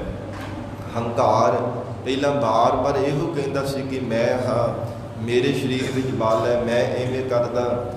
ਪਰ ਹੁਣ ਅਕਾਲ ਪੁਰਖ ਪਰਮੇਸ਼ਰ ਦੇ ਸਰੂਪ ਦਾ ਧਿਆਨ ਧਾਰਨ ਕਰਕੇ, ਪਰਮਾਤਮਾ ਦੇ ਚਰਨਾਂ ਦਾ ਭਰੋਸਾ ਰੱਖ ਕਰਕੇ ਬਾਰ-ਬਾਰ ਕਹਿੰਦਾ, ਮਾਣ ਕਰਹੁ ਤਦ ਉਪਰੇ ਮੇਰੇ ਪ੍ਰੀਤਮ ਪਿਆਰੇ। ਹੈ ਪਰਮਾਤਮਾ ਆਪ ਜੀ ਤੇ ਸਾਨੂੰ ਮਾਣ ਹੈ। ਮਾਣ ਕਰਦਾ ਜ਼ਰੂਰ ਹੈ ਪਰ ਆਪ ਤੇ ਨਹੀਂ, ਪਰਮੇਸ਼ਰ ਤੇ ਕਰਦਾ ਹੈ। ਪਰਮਾਤਮਾ ਆਪ ਜੀ ਦਾ ਹੀ ਬਖਸ਼ਿਆ ਹੋਇਆ ਸਾਨੂੰ ਇਹ ਬਲ ਹੈ, ਚਾਹੇ ਸਰੀਰ ਕਰਕੇ ਚਾਹੇ ਆਤਮਾ ਕਰਕੇ ਹੈ। ਇਸ ਪ੍ਰਕਾਰ ਦੂਤ ਲੱਗੇ ਫਿਰ ਚਾਕਰੀ। ਜਗਤ ਗੁਰੂ ਨਾਨਕ ਦੇਵ ਸਾਹਿਬ ਪਾਤਸ਼ਾਹ ਉਚਾਰਨ ਕਰਦੇ ਹੈ, ਗੁਰਸਿੱਖੋ ਵਿਕਾਰਾਂ ਰੂਪੀ ਦੂਤ ਵੀ ਫਿਰ ਜੀਵ ਦੀ ਚਾਕਰੀ ਕਰਨ ਲੱਗ ਪੈਂਦੇ ਹੈ। ਜਿਵੇਂ ਸ਼ੇਰੇ ਪੰਜਾਬ ਮਹਾਰਾਜਾ ਰਣਜੀਤ ਸਿੰਘ ਜੀ ਨੇ, ਜੋ ਅਫਗਾਨਿਸਤਾਨ ਦੇ ਅਫਗਾਨੀ ਸਨ, ਜਰਨੈਲਾਂ ਨੂੰ ਸਾਧ ਸੰਗਤ ਜੀ ਉਹਨਾਂ ਨੂੰ ਹਰਾ ਕੇ ਤੇ ਕੈਦਖਾਨੇ ਵਿੱਚ ਬੰਦ ਕੀਤਾ ਸੀ, ਬੰਦ ਕਰਕੇ ਆਪਣੇ ਅਧੀਨ ਕਰ ਲਿਆ ਸੀ। ਤੇ ਰਾਤ ਦੇ ਸਮੇਂ ਆਪਣਾ ਭੇਸ ਵਟਾ ਕੇ ਨਾ ਮਹਾਰਾਜਾ ਰਣਜੀਤ ਸਿੰਘ ਜੀ ਨੇ ਦਇਆ ਦੇ ਵਿਚਕਾਰ ਵਿੱਚ ਜਾ ਕੇ ਉਹਨਾਂ ਦੇ ਕੋਲ ਗਏ, ਖੂਫੀਆ ਬਣ ਕਰਕੇ, ਭਾਵ ਉਹਦੇ ਹੋ ਕਰਕੇ ਕਿਸੇ ਨੂੰ ਪਤਾ ਨਾ ਲੱਗੇ। ਜਦੋਂ ਭੇਸ ਵਟਾ ਕੇ ਗਏ ਤੇ ਰਾਤ ਦੇ ਸਮੇਂ ਜਾ ਕੇ ਕਹਿਣ ਲੱਗੇ, ਕਹਿੰਦੇ ਤੁਸੀਂ ਸਾਡੇ ਹੁਣ ਅਧੀਨ ਹੋ ਗਏ ਹੋ, ਜੇ ਮੈਂ ਚਾਹਾਂ ਤਾਂ ਤੁਹਾਨੂੰ ਫਾਂਸੀ ਦੇ ਕਰਕੇ ਮਰਵਾ ਸਕਦਾ, ਜੇ ਚਾਹਾਂ ਤਾਂ ਸਵੇਰ ਚੜ੍ਹੇ ਤੋਂ ਫਾਹਾ ਦੇ ਕਰਕੇ ਤੁਹਾਨੂੰ ਮਾਰ ਵੀ ਦਿੱਤਾ ਜਾ ਸਕਦਾ, ਪਰ ਜੇ ਮੇਰਾ ਵਚਨ ਮੰਨੋ, ਕਹਿੰਦੇ ਕਿ ਸੇਵਾ ਕਰੋਗੇ ਨਾ ਜੇ ਧਰਮ ਦੇ ਵਾਸਤੇ ਭਾਵਨਾ ਦੇ ਨਾਲ ਮੇਰੀ ਫੌਜ ਵਿੱਚ ਰਹੋਗੇ, ਤੇ ਫਿਰ ਤੁਹਾਨੂੰ ਕਿਸੇ ਪ੍ਰਕਾਰ ਕੋਈ ਮੌਤ ਦਾ ਡਰ ਨਹੀਂ ਰਹੇਗਾ, ਕਿਸੇ ਪ੍ਰਕਾਰ ਤੁਹਾਨੂੰ ਕੋਈ ਮਾਰ ਨਹੀਂ ਸਕੇਗਾ, ਤੁਹਾਨੂੰ ਚੰਗੇ ਫਿਰ ਮੁਰਾਤਬੇ ਵੀ ਪ੍ਰਾਪਤ ਹੋਣਗੇ, ਤੁਹਾਨੂੰ ਚੰਗੀਆਂ ਜਗੀਰਦਾਰਾਂ ਮਿਲਣਗੀਆਂ। ਇਉਂ ਸਾਧ ਸੰਗਤ ਜੀ, ਉਹ ਭਾਵੇਂ ਦੁਸ਼ਮਣ ਹੀ ਸਨ ਅਫਗਾਨੀ, ਪਰ ਅਧੀਨ ਜਦੋਂ ਹੋ ਗਏ, ਉਹਨਾਂ ਨੇ ਵਚਨ ਮੰਨਿਆ ਤੇ ਫਿਰ ਸਾਧ ਸੰਗਤ ਜੀ ਸ਼ੇਰੇ ਪੰਜਾਬ ਮਹਾਰਾਜਾ ਰਣਜੀਤ ਸਿੰਘ ਦੀ ਫੌਜ ਦੇ ਵਿੱਚ ਉਹਨਾਂ ਨੇ ਬਹੁਤ ਲੰਮੇਰਾ ਸਮਾਂ ਨੌਕਰੀ ਕੀਤੀ ਹੈ। ਇਉਂ ਮਹਾਰਾਜ ਸੱਚੇ ਪਾਤਸ਼ਾਹ ਸਤਿਗੁਰੂ ਜੀ ਕਹਿੰਦੇ ਦੂਤ ਜਿਹੜੇ ਦੁਸ਼ਮਣ ਹੈ ਨਾ, ਉਹ ਫਿਰ ਚਾਕਰੀ ਕਰਨ ਲੱਗ ਪੈਂਦੇ ਹੈ ਜਦੋਂ ਪਰਮਾਤਮਾ ਦੀ ਮਿਹਰ ਹੋ ਜਾਂਦੀ ਹੈ। ਸਤਿਗੁਰ ਕਾਜੀ ਸਾਹੋ ਜਦੋਂ ਪੂਰੇ ਸਤਿਗੁਰੂ ਜੀ ਦੇ ਚਰਨਾਂ ਤੇ ਵਿਸ਼ਵਾਸ ਪੂਰੀ ਤਰ੍ਹਾਂ ਵੱਧ ਜਾਂਦਾ ਹੈ, ਵਿਸਾਹ ਪੂਰੇ ਸਤਿਗੁਰਾਂ ਦਾ ਭਰੋਸਾ ਮਨ ਦੇ ਵਿੱਚ ਪ੍ਰਪੱਕ ਹੋ ਜਾਂਦਾ ਹੈ। हे ਮਹਾਰਾਜ ਸੱਚੇ ਪਾਤਸ਼ਾਹ, ਆਪ ਜੀ ਦੀ ਕਿਰਪਾ ਤੋਂ ਬਿਨਾਂ ਵਿਕਾਰਾਂ ਰੂਪੀ ਦੂਤਾਂ ਨੂੰ ਵਸ ਵਿੱਚ ਨਹੀਂ ਕੀਤਾ ਜਾ ਸਕਦਾ। ਜਦੋਂ ਮਨ ਵਿੱਚ ਐਸੀ ਦ੍ਰਿੜਤਾ ਪਰਪੱਕਤਾ ਆ ਜਾਂਦੀ ਹੈ, हे ਪ੍ਰਮਾਤਮਾ ਤੇਰੀ ਸ਼ਰਨ ਤੇਰਾ ਪਰਵਾਸੈ, ਪੰਜ ਦੁਸ਼ਟ ਲੈ ਸਾਧੇ। ਆਪ ਦੀ ਸ਼ਰਨ ਧਾਰਨ ਕਰਨੇ ਕਰਕੇ ਇਹਨਾਂ ਪੰਜਾਂ ਦੁਸ਼ਟਾਂ ਵਿਕਾਰਾਂ ਨੂੰ ਸਾਧਿਆ ਜਾ ਸਕਦਾ ਹੈ। ਇਸ ਕਰਕੇ ਹਜ਼ੂਰ ਨੇ ਫਰਮਾਨ ਕੀਤਾ, ਸਤਿਗੁਰ ਕਾ ਵਿਸਾਹੋ। ਐ ਸਿੱਖੋ, ਜੋ ਪੂਰੇ ਸਤਿਗੁਰੂ ਜੀ ਦੇ ਚਰਨਾਂ ਦਾ ਭਰੋਸਾ ਧਾਰਦੇ ਹੈ ਨਾ, ਉਹਨਾਂ ਗੁਰਸਿੱਖਾਂ ਦੇ ਮਹਾਰਾਜ ਸੱਚੇ ਪਾਤਸ਼ਾਹ ਕਹਿੰਦੇ ਪ੍ਰਤੱਖ ਦੁਸ਼ਮਣ ਵੀ ਫਿਰ ਚਾਕਰੀ ਕਰਨ ਲੱਗ ਪੈਂਦੇ ਹੈ, ਔਰ ਅੰਤਰੀ ਵਿਕਾਰਾਂ ਨੂੰ ਵੀ ਦੂਤ ਵੀ ਉਹਨਾਂ ਦੀ ਸੇਵਾ ਕਰਦੇ ਹਨ। ਕਲਪ ਤਿਆਗੀ ਬਾਦ ਹੈ। ਉਹਨਾਂ ਗੁਰਮੁਖ ਪਿਆਰਿਆਂ ਨੇ ਸੰਸਾਰ ਦੀ ਜਿਤਨੀ ਵੀ ਕਲਪਨਾ ਹੈ ਨਾ, ਜੋ ਕੁਝ ਨਜ਼ਰ ਆ ਰਿਹਾ ਹੈ, ਜੋ ਕੁਝ ਕੰਨਾਂ ਦੇ ਨਾਲ ਸੁਣ ਰਿਹਾ ਹੈ, ਬਾਅਦ ਇਹ ਝਗੜਾ ਜਾਣ ਕਰਕੇ ਕਿ ਜਗਤ ਅੰਦਰ ਝਗੜਾ ਵੱਧਦਾ ਹੀ ਹੈ, ਸਭ ਕੁਝ ਝਗੜਾ ਹੀ ਪਾਉਣ ਵਾਲਾ। ਕਲਪ ਤਿਆਗੀ ਜਾਂ ਜਿਤਨੀਆਂ ਵੀ ਮਨ ਦੀਆਂ ਕਲਪਨਾਵਾਂ ਨੇ, ਉਹ ਚਾਹੇ ਚੰਗੀਆਂ ਨੇ ਚਾਹੇ ਮੰਦੀਆਂ ਨੇ, ਸਭ ਉਹਨਾਂ ਨੇ ਤਿਆਗ ਦਿੱਤੀਆਂ ਨੇ ਕਿ ਇਹਨਾਂ ਕਰਕੇ ਬਾਅਦ ਝਗੜਾ ਹੀ ਪੈਣ ਵਾਲਾ ਹੈ। ਸੱਚਾ ਬੇਪਰਵਾਹ। ਕੇਵਲ ਪਰਮਾਤਮਾ ਦੇ ਸਰੂਪ ਨੂੰ ਸੱਚਾ ਜਾਣਿਆ ਕਿ ਪਰਮਾਤਮਾ ਤੂੰ ਬੇਪਰਵਾਹ ਹੈ, ਕਿਸੇ ਦੀ ਪਰਵਾਹ ਕਰਨ ਵਾਲਾ ਨਹੀਂ ਹੈ, ਬੇਖੌਫ ਹੈ, ਬੇਪਰਵਾਹ ਪਰਮਾਤਮਾ ਆਪ ਜੀ ਦਾ ਸਰੂਪ ਹੈ। ਸੱਚਾ ਬੇਪਰਵਾਹ, ਕੇਵਲ ਸੱਚੇ ਬੇਪਰਵਾਹ ਪਰਮੇਸ਼ਰ ਦੀ ਆਰਾਧਨਾ ਹੀ ਕਰਦੇ ਹੈ। ਕਲਪ ਤਿਆਗੀ ਬਾਦ ਹੈ। ਸਭ ਕੁਝ ਝਗੜਾ ਰੂਪ ਜਾਣ ਕਰਕੇ ਕਿ ਸੰਸਾਰ ਦੇ ਅੰਦਰ ਜਿਤਨੇ ਵੀ ਕਲਯੁਗ ਦੇ ਸੰਸਾਰ ਦੀਆਂ ਵਸਤੂਆਂ ਨੇ, ਮਾਇਕੀ ਪਦਾਰਥ ਹੈ, ਇਹ ਕੇਵਲ ਝਗੜਾ ਰੂਪ ਹੀ ਹਨ, ਇਹ ਕੇਵਲ ਕਲੇਸ਼ ਰੂਪ ਹੀ ਹਨ। ਇਹਨਾਂ ਵਿੱਚ ਮਨ ਪਰਜਨੀ ਕਰਕੇ ਬਾਰ-ਬਾਰ ਕਲੇਸ਼ ਪੈਂਦਾ, ਬਾਰ-ਬਾਰ ਕਦੇ ਈਰਖਾ ਆ ਜਾਂਦੀ ਦੂਜੇ ਦੇ ਪਦਾਰਥਾਂ ਵੱਲ ਦੇਖ ਕੇ ਕਿ ਮੈਨੂੰ ਰੱਬਾ ਕਿਉਂ ਨਹੀਂ ਦਿੱਤੇ, ਮੇਰੇ ਕੋਲ ਥੋੜ੍ਹਾ ਧਨ ਪਦਾਰਥ ਹੈ, ਦੂਜਿਆਂ ਵੱਲ ਦੇਖ ਕੇ ਈਰਖਾ ਆ ਜਾਂਦੀ, ਕਲੇਸ਼ ਪੈ ਜਾਂਦਾ। ਇੱਥੋਂ ਤੱਕ ਬਹੁਤਾ ਦੂਰ ਕੀ ਘਰ ਦੇ ਵਿੱਚ ਭਰਾ ਦੇ ਵਿੱਚ ਸਤ ਸੰਗਤ ਜੀ ਕਲੇਸ਼ ਪੈ ਜਾਂਦਾ ਹੈ ਕਿ ਮੇਰੇ ਕੋਲ ਥੋੜ੍ਹਾ ਤੇ ਤੇਰੇ ਕੋਲ ਬਹੁਤਾ, ਧਨ ਪ੍ਰਾਪਤ ਜ਼ਿਆਦਾ ਆ ਗਈ ਹੈ। ਇਸ ਪ੍ਰਕਾਰ ਕਈ ਪ੍ਰਕਾਰ ਦੇ ਵਿਚਾਰ ਬਣ ਜਾਂਦੇ ਹੈ। ਗਰੀਬ ਨਵਾਜ ਸਤਿਗੁਰੂ ਨਾਨਕ ਦੇਵ ਸਾਹਿਬ ਮਹਾਰਾਜ ਉਚਾਰਨ ਕਰਦੇ, ਸੱਚਾ ਬੇਪਰਵਾਹ ਹੋ। ਸਭ ਮਨ ਦੀਆਂ ਕਲਪਨਾਵਾਂ ਦੂਰ ਕਰ ਦਿੰਦੇ ਗੁਰਮੁਖ ਪਿਆਰੇ ਕੇਵਲ ਪਰਮੇਸ਼ਰ ਨੂੰ ਸੱਚਾ ਜਾਣ ਕੇ ਵਾਹਿਗੁਰੂ ਨੂੰ ਆਰਾਧਦੇ ਹਨ। ਮਨ ਰੇ ਸੱਚ ਮਿਲੈ ਭਉ ਜਾਏ। ਮਨ ਦੇ ਤਾਈਂ ਦੇਖ ਕਰਕੇ ਸਤਿਗੁਰੂ ਜੀ ਸਾਨੂੰ ਉਪਦੇਸ਼ ਦੇ ਰਹੇ ਹੈ। ਮਨ ਰੇ, ਇਹ ਪਿਆਰੇ ਮਨਾ, ਜੇ ਪਰਮਾਤਮਾ ਅਕਾਲ ਪੁਰਖ ਪਰਮੇਸ਼ਰ ਦੀ ਆਰਾਧਨਾ ਕਰੇ ਤਾਂ ਫਿਰ ਸੰਸਾਰ ਦੇ ਸਾਰੇ ਭੈ ਤੇਰੇ ਚਲੇ ਜਾਣਗੇ। ਦੁਨੀਆ ਦੇ ਔਰ ਪਰਲੋਕ ਦੇ ਜਹ ਪੈ ਪਰਲੋਕ ਪੈ, ਜਨਮ ਵੇਦਨਾ ਜਾਤ, ਅੰਧ ਰੱਖਿਆ ਅਰ ਗੁਪਤ ਪੈ, ਅਕਸ ਮਾਤਰ ਪੈ ਸਾਤ। ਇਹ 7 ਪ੍ਰਕਾਰ ਦਾ ਭੈ ਮੰਨਿਆ। ਨੀਵੀਂ ਜਾਤੀ ਵਾਲਿਆਂ ਨੂੰ ਉੱਚੀ ਜਾਤੀ ਵਾਲਿਆਂ ਦਾ ਡਰ ਹੁੰਦਾ ਹੈ, ਕਿਸੇ ਨੂੰ ਜੰਮਣ ਦਾ, ਕਿਸੇ ਨੂੰ ਮਰਨ ਦਾ, ਕਿਸੇ ਨੂੰ ਜਮਾ ਦਾ, ਕਿਸੇ ਨੂੰ ਮੌਤ ਦਾ। ਇਹ ਸਭ ਪ੍ਰਕਾਰ ਦੇ ਭੈ ਤੇਰੇ ਦੂਰ ਹੋ ਜਾਣਗੇ। ਮਨ ਰੇ, ਸਤਿਗੁਰੂ ਨਾਨਕ ਦੇਵ ਸਾਹਿਬ ਕਹਿੰਦੇ ਹੈ ਸੱਚ ਮਿਲੈ ਭਉ ਜਾਏ। ਜੇ ਸੱਚਾ ਪਰਮੇਸ਼ਰ ਮਿਲ ਜਾਵੇ ਤਾਂ ਹੀ ਭਉ ਦੂਰ ਹੁੰਦੇ ਹੈ। ਸੱਚ ਮਿਲੈ ਜਾਂ ਤੇ ਸੱਚਾ ਪਰਮੇਸ਼ਰ ਦਾ ਨਾਮ ਮਿਲ ਜਾਵੇ। ਜਿਵੇਂ ਜਿਵੇਂ ਪਰਮੇਸ਼ਰ ਦਾ ਨਾਮ ਜਪਿਆ ਜਾਂਦਾ ਹੈ ਤਿਵੇਂ ਤਿਵੇਂ ਉਹ ਪਰਮੇਸ਼ਰ ਦਾ ਸਰੂਪ ਨਿਰਭਉ ਸਰੂਪ ਹੀ ਹੋ ਜਾਂਦਾ ਹੈ।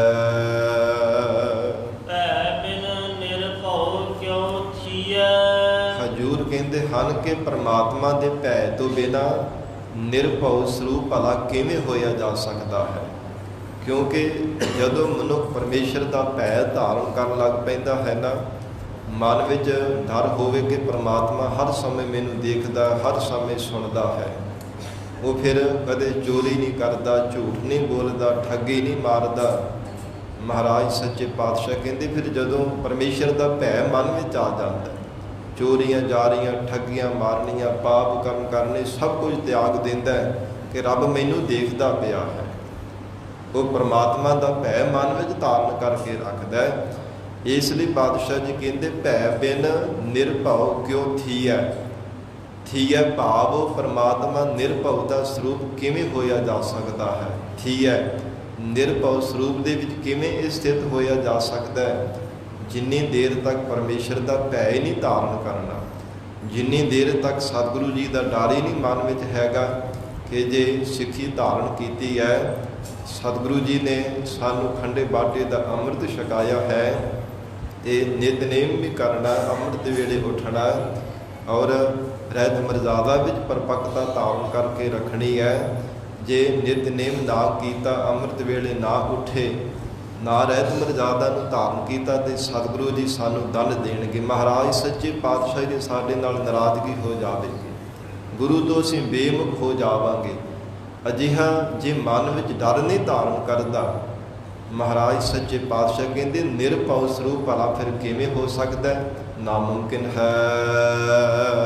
ਗੁਰਮੁਖ ਸ਼ਬਦ ਸਮਾਏ, ਗੁਰਾਂ ਦੇ ਮੁਖ ਦੁਆਰਾ ਜੋ ਸੱਚਾ ਸ਼ਬਦ ਹੈ, ਸ਼ਬਦ ਬ੍ਰਹਮ ਸਰੂਪ ਦੇ ਵੀ ਸਮਾਉਣਾ ਹੁੰਦਾ ਹੈ। ਗੁਰਮੁਖ ਸ਼ਬਦ ਸਮਾਏ, ਗੁਰਮੁਖ ਪਿਆਰੇ ਸ਼ਬਦ ਦੇ ਵਿਚਾਰ ਕਰ ਕਰਕੇ ਪਰਮੇਸ਼ਰ ਵਿੱਚ ਸਮਾਏ ਹੈ। ਜਿਨ੍ਹਾਂ ਨੇ ਗੁਰੂ ਸ਼ਬਦ ਦੇ ਵਿਚਾਰ ਮਨ ਬਣਨਾ ਕੀਤਾ, ਸਤਿਗੁਰੂ ਜੀ ਦੇ ਭੈ ਵਿੱਚ ਰਹਿ ਕੇ ਜਿਨ੍ਹਾਂ ਜੀਵਨ ਨਿਰਵਾਹ ਕੀਤਾ, ਕਿਉਂਕਿ ਸਾਧ ਸੰਗਤ ਜੀ ਸਾਡਾ ਸੁਭਾਅ ਹੁੰਦਾ ਹੈ, ਜੇਕਰ ਕੋਈ ਦੇਖਦਾ ਹੈ ਤੇ ਫਿਰ ਆਖਣਾ ਜੀ ਹਾਂ ਅੰਮ੍ਰਿਤ ਵੇਲੇ ਉੱਠਦੇ ਆ, ਨਿਤਨੇਮ ਕਰਦੇ ਆ, ਗੁਰਬਾਣੀ ਪੜ੍ਹਦੇ ਆ। ਜੇ ਦੇਖਿਆ ਕਿ ਹੁਣ ਕਿਹੜਾ ਸਾਨੂੰ ਕੋਈ ਦੇਖਦਾ ਪਿਆ, ਫਿਰ ਅਸੀਂ ਸਾਧ ਸੰਗਤ ਜੀ ਗੁਰੇਜ਼ ਕਰ ਦਿੰਦੇ ਹਾਂ, ਆਲਸ ਕਰਦੇ ਹਾਂ ਕਿ ਸਾਨੂੰ ਕਿਹੜਾ ਕੋਈ ਦੇਖਦਾ, ਕਿਹੜਾ ਕੋਈ ਸੁਣਦਾ ਪਿਆ, ਫਿਰ ਇੱਥੇ ਕੀ ਹੋ ਚੱਲਿਆ। ਉਹ ਫਿਰ ਭੈ ਨਹੀਂ ਹੁੰਦਾ ਮਨ ਦੇ ਵਿੱਚ ਸਤਿਗੁਰੂ ਜੀ ਦਾ। ਵਿਖਾਵੇ ਮਾਤਰ ਕਈ ਵਾਰ ਕਕਾਰ ਵੀ ਸਰੀਰ ਦੇ ਉੱਪਰ ਧਾਰਨ ਕੀਤੇ ਹੋਏ ਪੰਜਾਂ ਕਕਾਰਾਂ ਦੇ ਧਾਰਨੀ ਵੀ ਬਣ ਜਾਂਦੇ ਆ, ਪਰ ਸਾਧ ਸੰਗਤ ਜੀ ਪੰਜਾਂ ਕਕਾਰਾਂ ਦੇ ਧਾਰਨ ਕਰਨ ਦੇ ਬਾਵਜੂਦ ਅੰਮ੍ਰਿਤ ਛਕਣ ਤੋਂ ਬਾਅਦ ਵਿੱਚ ਫਿਰ ਵੀ ਅਸੀਂ ਸਾਧ ਸੰਗਤ ਜੀ ਬਦ ਫੈਲੀਆਂ ਕਰਨੋਂ ਨਹੀਂ ਟਲਦੇ, ਔਗਣਾਂ ਨੂੰ ਨਹੀਂ ਵਿਸਾਰਨਾ ਕਰਦੇ, ਕਿਉਂਕਿ ਇਹ ਮਨ ਵਿੱਚ ਹੁੰਦਾ ਕਿ ਸਾਨੂੰ ਕਿਹੜਾ ਕੋਈ ਦੇਖਦਾ ਪਿਆ। ਚੋਰੀਆਂ ਜਾਰੀਆਂ, ਝੂਠ ਬੋਲਣਾ ਫਿਰ ਵੀ ਅਸੀਂ ਛੱਡਦੇ ਨਹੀਂ ਆ, ਫਿਰ ਵੀ ਨਸ਼ਿਆਂ ਦੀ ਵਰਤੋਂ ਕਰਨੀ ਛੱਡਦੇ ਨਹੀਂ ਕਿ ਸਾਨੂੰ ਕਿਹੜਾ ਕੋਈ ਦੇਖਦਾ ਪਿਆ। ਪਰ ਮਹਾਰਾਜ ਸੱਚੇ ਪਾਤਸ਼ਾਹ ਹਜੂਰ ਉਪਦੇਸ਼ ਬਖਸ਼ਿਸ਼ ਕਰ ਰਹੇ ਹੈ, ਐ ਗੁਰਸਿੱਖੋ ਭੈ ਬਿਨ ਨਿਰਭਉ ਕਿਉ ਥੀਐ। ਇਹ ਭੈ ਧਾਰਨ ਕੀਤੇ ਬਿਨਾਂ ਭਲਾ ਨਿਰਭਉ ਦਾ ਸਰੂਪ ਕਿਵੇਂ ਹੋਇਆ ਜਾ ਸਕਦਾ ਹੈ। ਰਹਾਉ ਕੀਤਾ ਆਖਣ ਆਖੀਐ। ਸਤਿਗੁਰੂ ਜੀ ਵਿਸ਼ਰਾਮ ਦੇ ਕਰਕੇ ਉਚਾਰਨ ਕਰ ਰਹੇ ਹੈ, ਕਹਿੰਦੇ ਪਰਮਾਤਮਾ ਨੂੰ ਕਿੰਨਾ ਕੁ ਵੱਡਾ ਕੋਈ ਆਖ ਲਵੇਗਾ। ਕੀਤਾ ਆਖਣ ਆਖੀ ਹੈ, ਆਖਣੇ ਯੋਗ ਪਰਮਾਤਮਾ ਦਾ ਸਰੂਪ ਹੈ। ਹਜੂਰ ਕਹਿੰਦੇ ਹੋ ਪਰਮਾਤਮਾ ਨੂੰ ਤਮਾਮ ਸੰਸਾਰ ਦੇ ਜੀਵ ਆਖਦੇ ਹੈ, ਬਹੁਤ ਸਾਰੇ ਸੰਸਾਰ ਦੇ ਜੀਵ ਪਰਮੇਸ਼ਰ ਦੇ ਗੁਣਾਂ ਨੂੰ ਆਖਦੇ ਹਨ। ਆਖਣ ਤੋੜ ਨਾ ਹੋਏ। ਜੇਕਰ ਕੋਈ ਪਰਮਾਤਮਾ ਨੂੰ ਵੱਡਾ ਕਹੀ ਜਾਵੇ, ਪਰਮੇਸ਼ਰ ਦੇ ਗੁਣਾਂ ਨੂੰ ਆਖੀ ਜਾਵੇ, ਤੇ ਤੋੜ ਉਹਦੇ ਗੁਣਾਂ ਵਿੱਚ ਘਾਟਾ ਨਹੀਂ ਆਉਂਦਾ। ਫਿਰ ਇਸੇ ਪ੍ਰਕਾਰ ਹੀ ਪੰਕਤੀ ਪੜੋ ਜੀ। ਕੀਤਾ ਆਖਣ ਆਖੀਐ। ਮਹਾਰਾਜ ਸੱਚੇ ਪਾਤਸ਼ਾਹ ਕਹਿੰਦੇ ਕਿਤਨੇ ਹੀ ਗੁਰਮੁਖ ਪਿਆਰੇ ਜੀਵ ਹੈ ਜੋ ਪਰਮਾਤਮਾ ਦੇ ਗੁਣਾਂ ਨੂੰ ਆਖਦੇ ਹਨ, ਆਖਣੇ ਯੋਗ ਪਰਮੇਸ਼ਰ ਦੇ ਗੁਣਾਂ ਨੂੰ ਆਖ ਰਹੇ ਹਨ। ਆਖਣ ਤੋੜ ਨਾ ਹੋਏ। ਪਰਮੇਸ਼ਰ ਦੇ ਗੁਣਾਂ ਨੂੰ ਆਖਣ ਕਰਕੇ, ਪਰਮੇਸ਼ਰ ਦਾ ਨਾਮ ਜਪਣੇ ਕਰਕੇ ਤੋੜ ਨਾ ਹੋਏ, ਉਹਨਾਂ ਦੇ ਜੀਵਨ ਦੇ ਵਿੱਚ ਕੋਈ ਘਾਟਾ ਨਹੀਂ ਆਉਂਦਾ। ਭਾਵ ਭਗਤੀ ਦੇ ਮਾਰਗ ਤੇ ਚੱਲਦਿਆਂ ਹੋਇਆਂ ਕੋਈ ਘਾਟਾ, ਕੋਈ ਵਿਘਨ ਨਹੀਂ ਆਉਂਦਾ। ਉਹਨਾਂ ਗੁਰਮੁਖ ਪਿਆਰਿਆਂ ਦੇ ਪਰਮਾਰਥ ਕੰਮਾਂ ਦੇ ਵਿੱਚ ਕੋਈ ਘਾਟਾ ਨਹੀਂ ਪੈਂਦਾ, ਔਰ ਵਿਵਹਾਰਕ ਕੰਮਾਂ ਦੇ ਵਿੱਚ ਵੀ ਕੋਈ ਘਾਟਾ ਨਹੀਂ ਪੈਂਦਾ। ਪ੍ਰਤੱਖ ਵੀ ਧਨ ਪਦਾਰਥਾਂ ਵਿੱਚ ਕਦੇ ਤੋਟ ਨਹੀਂ ਆਉਂਦੀ। ਆਖਣ ਤੋਟ ਨਾ ਹੋਏ, ਕਦੇ ਟੁੱਟਦਾ ਨਹੀਂ ਹੈ ਪਦਾਰਥ, ਉਹਨਾਂ ਦੇ ਮੁੱਕਦੇ ਨਹੀਂ, ਜੋ ਭਾਵਨਾ ਦੇ ਨਾਲ ਪਰਮੇਸ਼ਰ ਦੇ ਗੁਣਾਂ ਨੂੰ ਆਖਦੇ ਹਨ।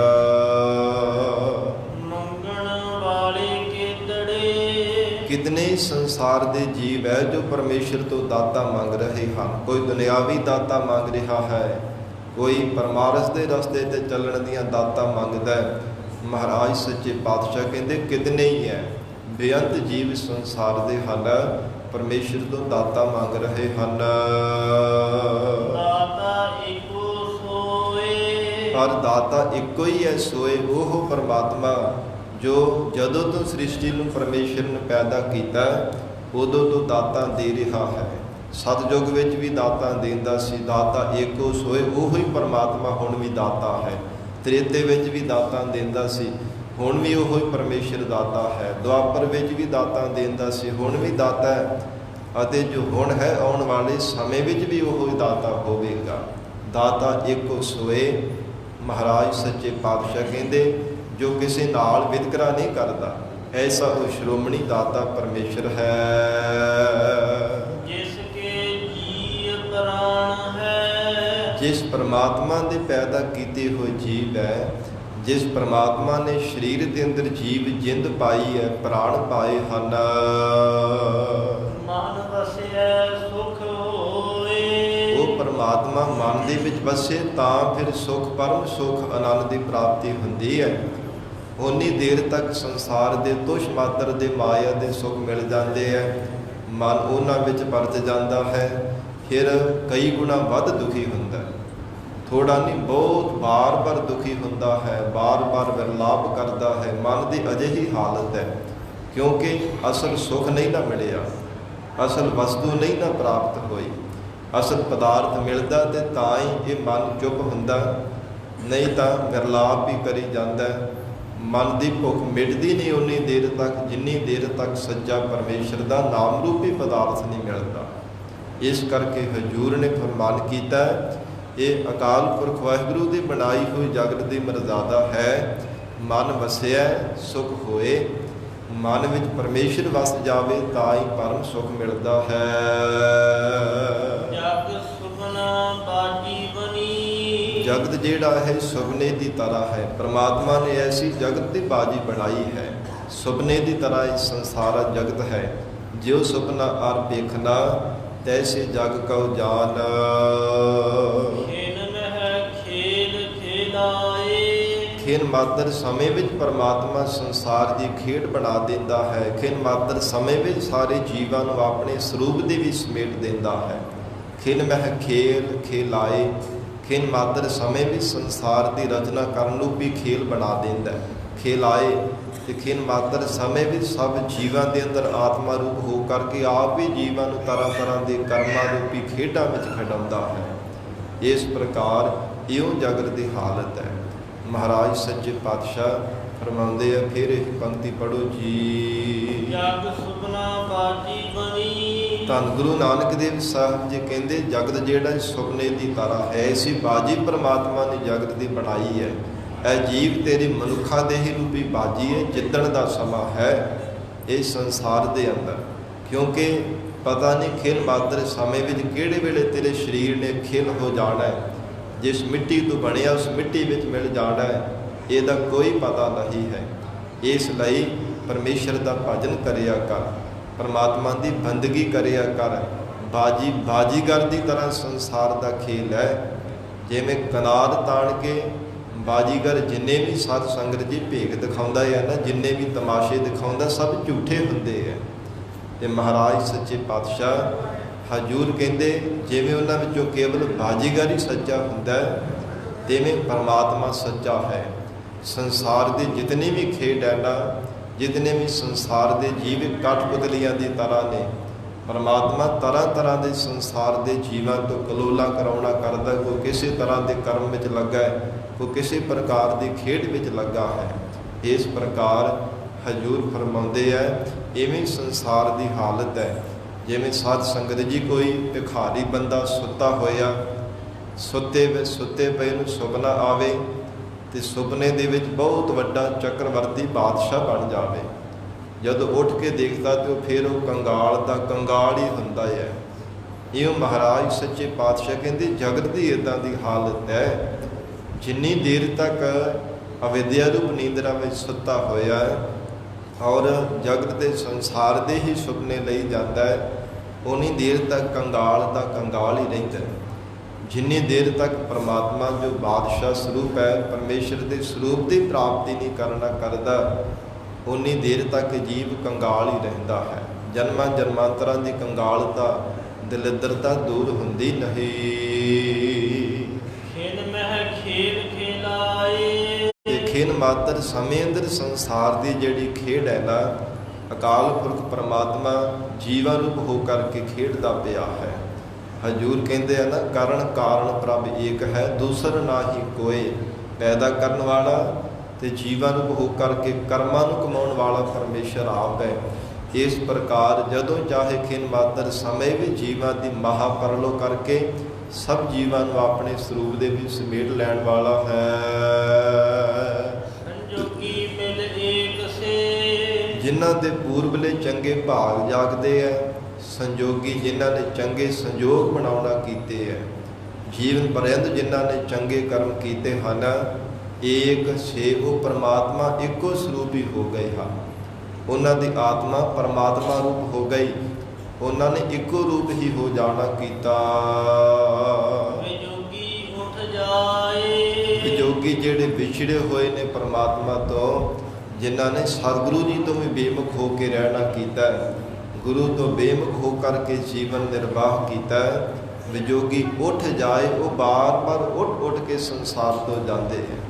ਫਿਰ ਮੌਰ ਦੇ ਮਾਰੇ ਹੋਏ ਮਰ ਜਾਂਦੇ ਹੈ, ਵਾਸ਼ਨਾ ਦੇ ਬੱਝੇ ਹੋਏ ਜਨਮ ਧਾਰਨ ਕਰਦੇ ਹੈ, ਮੌਰ ਦੇ ਮਾਰੇ ਹੋਏ ਉੱਠ ਕੇ ਫਿਰ ਸੰਸਾਰ ਤੋਂ ਕੂਚ ਕਰ ਜਾਂਦੇ ਨੇ। ਇਸੇ ਪ੍ਰਕਾਰ ਹੀ ਪੰਕਤੀ ਪੜੋ ਜੀ। ਸੰਜੋਗੀ ਮਿਲ ਏਕ ਸੇ, ਸੰਜੋਗੀ ਜਿਨ੍ਹਾਂ ਨੇ ਸਤ ਸੰਗਤ ਦੇ ਨਾਲ ਸੰਜੋਗ ਬਣਾਉਣਾ ਕੀਤਾ ਹੈ। ਹਜੂਰ ਕਹਿੰਦੇ ਹੋ ਪਰਮਾਤਮਾ ਇੱਕੋ ਰੂਪ ਹੀ ਹੋ ਗਏ ਹਨ। ਵਿਜੋਗੀ ਉੱਠ ਜਾਏ, ਵਿਜੋਗੀ ਜਿਨ੍ਹਾਂ ਨੇ ਕੁਸੰਗਤ ਦੇ ਨਾਲ ਬੇੜ ਮਿਲਾਇਆ ਨਾ, ਜਿਨ੍ਹਾਂ ਨੇ ਕੁਸੰਗਤ ਖੋਟਾ ਸੰਗ ਕੀਤਾ ਹੈ, ਜਿਸ ਕਰਕੇ ਪਰਮੇਸ਼ਰ ਦੇ ਨਾਲੋਂ ਜੀਵ ਦਾ ਵਿਛੋੜਾ ਹੋਣ ਵਾਲਾ, ਉਹਨਾਂ ਨੇ ਵਿਛੜ ਕਰਕੇ ਬਾਰ-ਬਾਰ ਸੰਸਾਰ ਤੋਂ ਉੱਠ ਕਰਕੇ ਮੌਤ ਦੇ ਮਾਰੇ ਹੋਏ ਮਰਨਾ ਕੀਤਾ ਹੈ। ਇਸੇ ਪ੍ਰਕਾਰ ਸੰਜੋਗੀ ਮਿਲ ਏਕ ਸੇ, ਸੰਜੋਗੀ ਕੀ ਹਨ? ਸੰਜੋਗ ਹੁੰਦਾ ਹੈ ਮਿਲਾਪ, ਤੇ ਪਰਮੇਸ਼ਰ ਦੇ ਨਾਲ ਜੀਵ ਦਾ ਮਿਲਾਪ ਕਰਾਉਣ ਵਾਲੇ ਕੀ ਹਨ? ਸ਼ੁਭ ਗੁਣ, ਜਿਨ੍ਹਾਂ ਨੂੰ ਦੇਵੀ ਸੰਪਦਾ ਕਿਹਾ ਜਾਂਦਾ ਹੈ। ਜਿਨ੍ਹਾਂ ਨੇ ਸ਼ੁਭ ਗੁਣਾਂ ਦਾ ਸੰਗ ਕੀਤਾ, ਦੇਵੀ ਸੰਪਦਾ ਨੂੰ ਧਾਰਨ ਕੀਤਾ, ਉਹਨਾਂ ਗੁਰਮੁਖਾਂ ਦਾ ਪਰਮੇਸ਼ਰ ਦੇ ਨਾਲ ਮੇਲ ਹੋ ਗਿਆ, ਏਕ ਸੇ ਇੱਕੋ ਰੂਪ ਹੀ ਹੋ ਗਏ ਹੈ। ਵਿਜੋਗੀ ਉੱਠ ਜਾਏ, ਵਿਜੋਗੀ ਵਿਛੋੜਾ ਪਾਉਣ ਵਾਲੇ ਕੀ ਹਨ? ਔਗਣ। ਵਿਜੋਗੀ ਕੀ ਹਨ? ਵਿਕਾਰ, ਜਿਨ੍ਹਾਂ ਨੇ ਵਿਕਾਰਾਂ ਦਾ ਤਿਆਗ ਕਰਨਾ ਕੀਤਾ, ਸ਼ੁਭ ਗੁਣਾਂ ਦਾ ਧਾਰਨੀ ਬਣਨਾ ਕੀਤਾ, ਉਹ ਪਰਮੇਸ਼ਰ ਰੂਪ ਹੋ ਗਏ। ਪਰ ਜਿਨ੍ਹਾਂ ਨੇ ਵਿਜੋਗੀ ਵਿਛੋੜੇ ਪਾਉਣ ਵਾਲਿਆਂ ਵਿਕਾਰਾਂ ਨੂੰ ਧਾਰਨ ਕਰ ਲਿਆ, ਆਸੁਰੀ ਸੰਪਦਾ ਦੀ ਜਿਨ੍ਹਾਂ ਨੇ ਸੰਗਤ ਕਰ ਲਈ, ਉਹ ਫਿਰ ਬਾਰ-ਬਾਰ ਵਿਕਾਰਾਂ ਦੇ ਵਿੱਚ ਗਲਤਾਨ ਹੋਏ ਵਾਸ਼ਨਾ ਦੇ ਬੱਝੇ ਹੋਏ ਉੱਠ ਕੇ ਜਾਂਦੇ ਹਨ। ਜੋ ਤਿਸ ਭਾਣਾ ਸੋ ਥੀਐ, ਧੰਨ ਗੁਰੂ ਨਾਨਕ ਦੇਵ ਸਾਹਿਬ ਮਹਾਰਾਜ ਜੀ ਫਰਮਾਉਂਦੇ, ਇਹ ਪਰਮਾਤਮਾ ਜੋ ਆਪ ਜੀ ਨੂੰ ਭਾਵਦਾ ਹੈ, ਥੀਐ ਉਹ ਕੁਝ ਹੀ ਹੁੰਦਾ ਸੀ, ਹੋ ਰਿਹਾ, ਆਉਣ ਵਾਲੇ ਸਮੇਂ ਵਿੱਚ ਹੋਵੇਗਾ। ਅਵਰ ਨਾ ਕਰਨਾ ਜਾਏ, ਹੋਰ ਕੁਝ ਆਪਣੇ ਬਲ ਦੇ ਨਾਲ ਕੀਤਾ ਨਹੀਂ ਜਾ ਸਕਦਾ ਸੀ, ਨਾ ਕੀਤਾ ਜਾ ਸਕਦਾ ਹੈ, ਅਤੇ ਨਾ ਹੀ ਆਉਣ ਵਾਲੇ ਸਮੇਂ ਵਿੱਚ ਕੀਤਾ ਜਾ ਸਕੇਗਾ, ਕਿਉਂਕਿ ਆਪਣਾ ਕੋਈ ਬਲ ਨਹੀਂ ਹੈ। ਆਖਣ ਜੋਰ ਚੁੱਪੈ ਨਹਿ ਜੋਰ, ਜੋਰ ਨਾ ਮੰਗਣ ਦੇਣ ਨਾ ਜੋਰ, ਜੋਰ ਨਾ ਜੀਵਨ ਮਰਨ ਨਹਿ ਜੋਰ, ਜੋਰ ਨਾ ਰਾਜ ਮਾਲ ਮਨ ਸੋਰ। ਆਪਣਾ ਕੋਈ ਬਲ ਨਹੀਂ ਹੈ, ਨਾ ਬੋਲਣ ਵਿੱਚ, ਨਾ ਚੁੱਪ ਰਹਿਣ ਵਿੱਚ, ਨਾ ਕਿਸੇ ਨੂੰ ਦਾਤ ਦੇਣ ਵਿੱਚ, ਨਾ ਦਾਤ ਲੈਣ ਵਿੱਚ, ਨਾ ਜਿਉਣ ਦੇ ਵਿੱਚ, ਨਾ ਮਰਨ ਦੇ ਵਿੱਚ ਆਪਣਾ ਕੋਈ ਬਲ ਹੈ। ਇਸ ਲਈ ਮਹਾਰਾਜ ਕਹਿੰਦੇ ਅਵਰ ਨਾ ਕਰਨਾ ਜਾਏ, ਇਹ ਪਰਮੇਸ਼ਰ ਜੀ ਸਭ ਥਾਵਾਂ ਤੇ ਜਿਵੇਂ ਆਪ ਜੀ ਨੂੰ ਭਾਉਂਦਾ ਤਿਵੇਂ ਵਰਤ ਰਿਹਾ ਹੈ। ਇਸ ਲਈ ਹੋਰ ਮਹਾਰਾਜ ਕੀ ਕੀਤਾ ਜਾ ਸਕਦਾ ਹੈ? ਆਪਣੇ ਬਲ ਦੇ ਨਾਲ ਕੁਝ ਕੀਤਾ ਨਹੀਂ ਜਾ ਸਕਦਾ। ਗੁਰਮੁਖ ਵਸਤ ਵੇਸਾਹੀਐ, ਗੁਰਮੁਖ ਪਿਆਰਿਆਂ ਨੇ ਪਰਮੇਸ਼ਰ ਦੇ ਨਾਮ ਰੂਪੀ ਵਸਤੂ ਨੂੰ ਵਿਸਾਹੀਆ ਖਰੀਦਣਾ ਕੀਤਾ ਹੈ।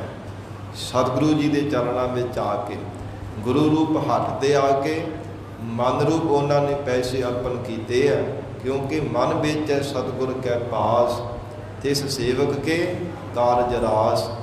ਜੋ ਮਨ ਰੂਪ ਇਹ ਮੁੱਲ ਦੇ ਕਰਕੇ ਮਨ ਦੇ ਵੱਡੇ ਸੱਟੇ ਮਹਾਰਾਜ ਸੱਚੇ ਪਾਤਸ਼ਾਹੀ ਤੋਂ ਨਾਮ ਰੂਪੀ ਵਸਤੂ ਨੂੰ ਖਰੀਦ ਲੈਂਦੇ ਹਨ।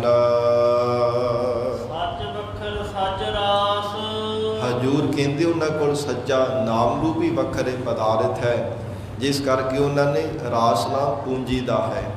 ਸੱਚੇ ਪਰਮੇਸ਼ਰ ਦੇ ਭਜਨ ਰੂਪੀ ਪੂੰਜੀ ਉਹਨਾਂ ਨੇ ਧਾਰਨ ਕੀਤੀ ਹੈ।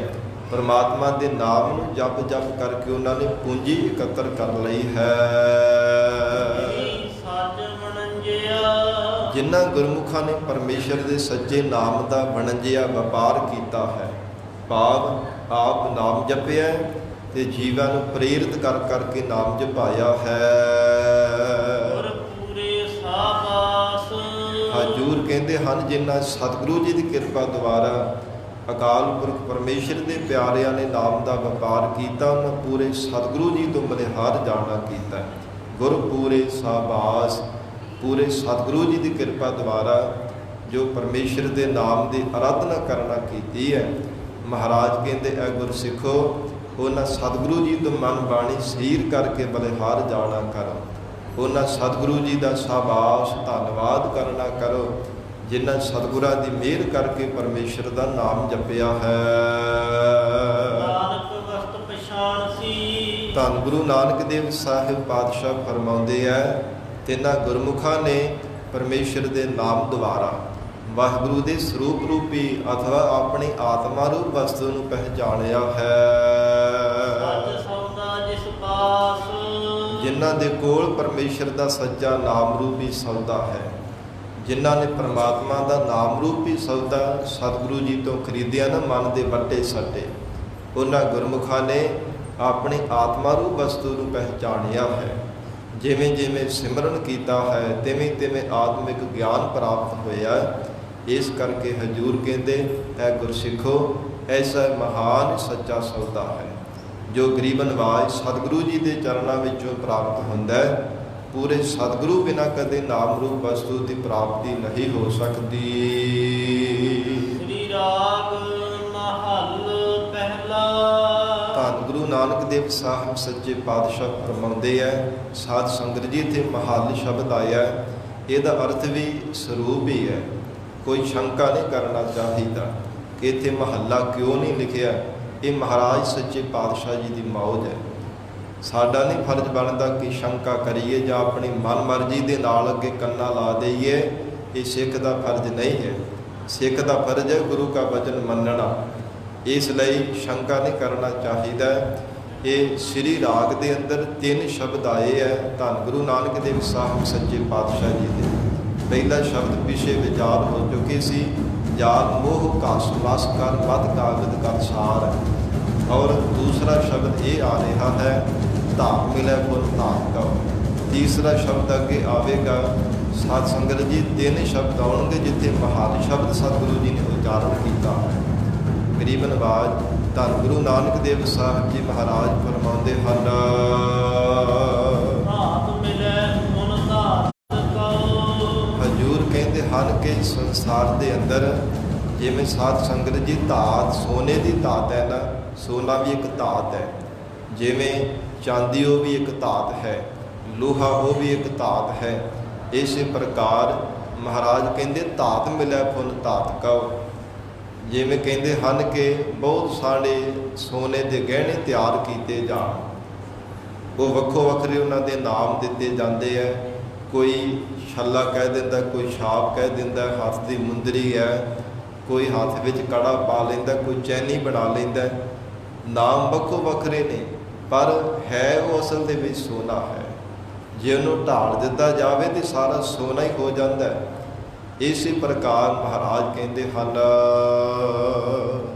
ਸਿਫਤੀ ਸਿਫਤ ਸਮਾਏ। ਕਹਿੰਦੇ ਪਰਮਾਤਮਾ ਦੀ ਸਿਫਤ ਦੇ ਵਿੱਚ ਐਸੀ ਸ਼ਕਤੀ ਹੈ, ਸਿਫਤੀ ਕਰਨ ਵਾਲੇ ਪਰਮਾਤਮਾ ਦੀਆਂ ਸਿਫਤਾਂ ਗਾਉਣ ਵਾਲੇ ਉਹ ਪਰਮਾਤਮਾ ਦਾ ਰੂਪ ਹੀ ਹੋ ਜਾਂਦੇ ਹੈ।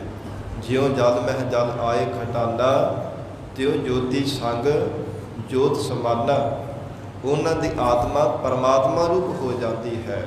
ਅਸਲ ਵਿੱਚ ਜੀਵ ਹੈ ਇਹ ਬ੍ਰਹਮ ਦਾ ਰੂਪ ਹੀ ਹੈ, ਪਰ ਸਾਧ ਸੰਗਤ ਜੀ ਮਤ ਤੇ ਭਰਮ ਰੂਪੀ ਪੜਦਾ ਪੈਣੇ ਕਰਕੇ ਕੋਈ ਮਨ ਨੂੰ ਚੰਗਾ ਲੱਗਦਾ, ਕੋਈ ਬੁਰਾ ਲੱਗਦਾ, ਕੋਈ ਮਨਮੁਖ ਦਿਸਦਾ, ਕੋਈ ਗੁਰਮੁਖ ਦਿਸਦਾ, ਕੋਈ ਪਾਪੀ, ਕੋਈ ਪੁੰਨੀ, ਕੋਈ ਚੋਰ, ਕੋਈ ਡਾਕੂ। ਮਤ ਤੇ ਭਰਮ ਰੂਪੀ ਪੜਦਾ ਪੈਣੇ ਕਰਕੇ ਇਸ ਪ੍ਰਕਾਰ ਜੋ ਸਾਧ ਸੰਗਤ ਜੀ ਨੇਤਰ ਹਨ ਇਹਨਾਂ ਵਿੱਚ ਭਰਮ ਰੂਪੀ ਫੋਲੇ ਪਏ ਹੋਏ, ਜਿਸ ਕਰਕੇ ਬ੍ਰਹਮ ਦਾ ਸਰੂਪ ਨਹੀਂ ਨਜ਼ਰ ਆਉਂਦਾ। ਇਹ ਮਹਾਰਾਜ ਕਹਿੰਦੇ ਜਿਵੇਂ ਧਾਤ ਮਿਲੇ ਫੁੱਲ ਧਾਤ ਕਉ। ਕਹਿੰਦੇ ਹਨ ਕਿ ਸੋਨਾ ਹੈ ਤਾਂ ਸੋਨਾ ਹੀ ਹੈ, ਉਹ ਵੱਖੋ ਵੱਖਰੇ ਨਾਮ ਦਿੱਤੇ ਢਾਲਿਆ ਤੇ ਫਿਰ ਉਹ ਸੋਨਾ ਹੀ ਬਣ ਗਿਆ। ਇਵੇਂ ਜਿਤਨੇ ਵੀ ਸੰਸਾਰ ਦੇ ਜੀਵ ਜੰਤੂ ਹੈ ਨਾ, ਹਰ ਇੱਕ ਜੀਵ ਦੇ ਅੰਦਰ ਪਰਮਾਤਮਾ ਦੀ ਜੋਤ ਹੈ, ਉਹ ਬ੍ਰਹਮ ਰੂਪ ਹੀ ਹੈ।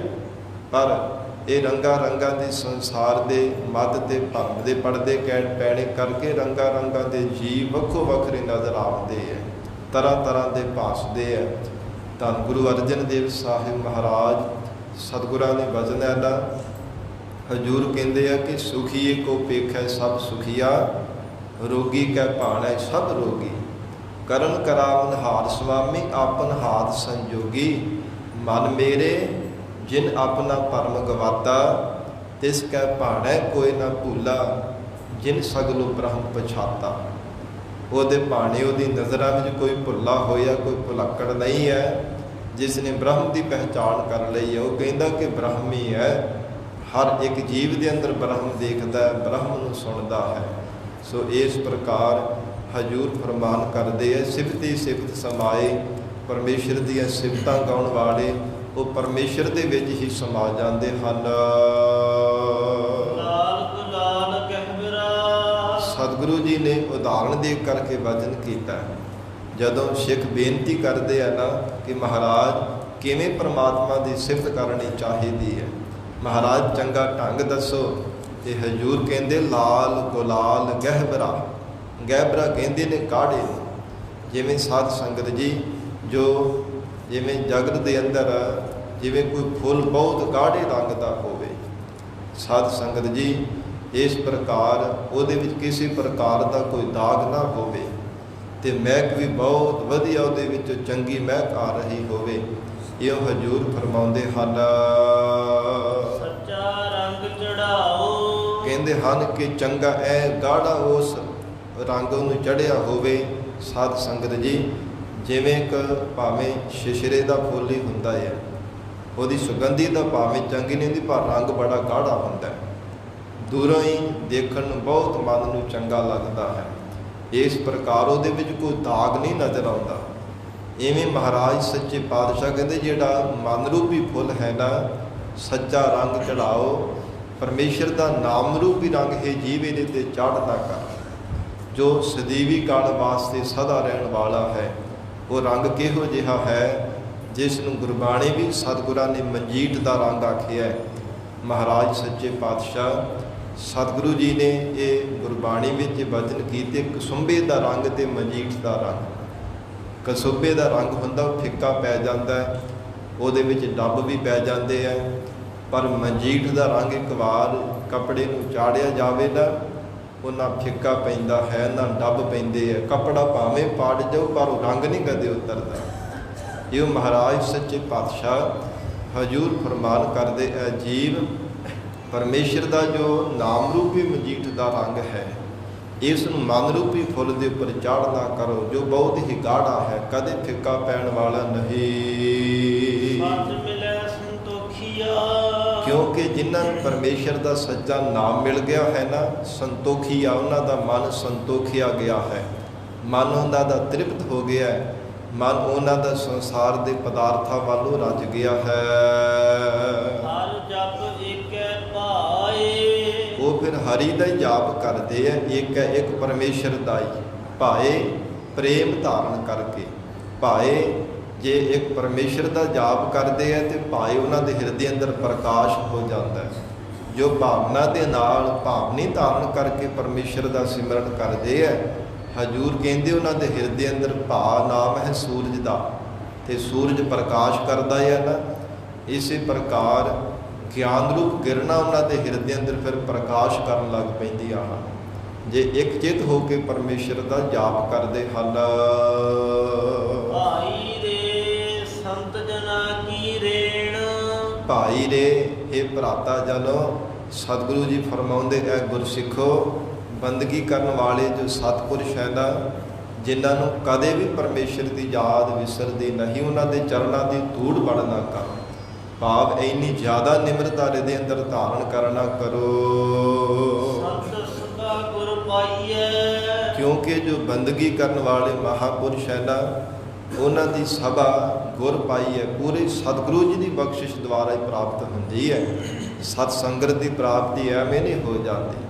ਬਿਨ ਭਾਗਾਂ ਸਤ ਸੰਗ ਨਾ ਲੱਭੈ, ਬਿਨ ਸੰਗਤ ਮੈਲ ਭਰੀਜੈ ਜੀਓ। ਕਿੰਨਾਂ ਨੂੰ ਪ੍ਰਾਪਤੀ ਹੁੰਦੀ ਹੈ? ਵੱਡ ਭਾਗੀ ਹਰ ਸੰਗਤ ਪਾਵੈ।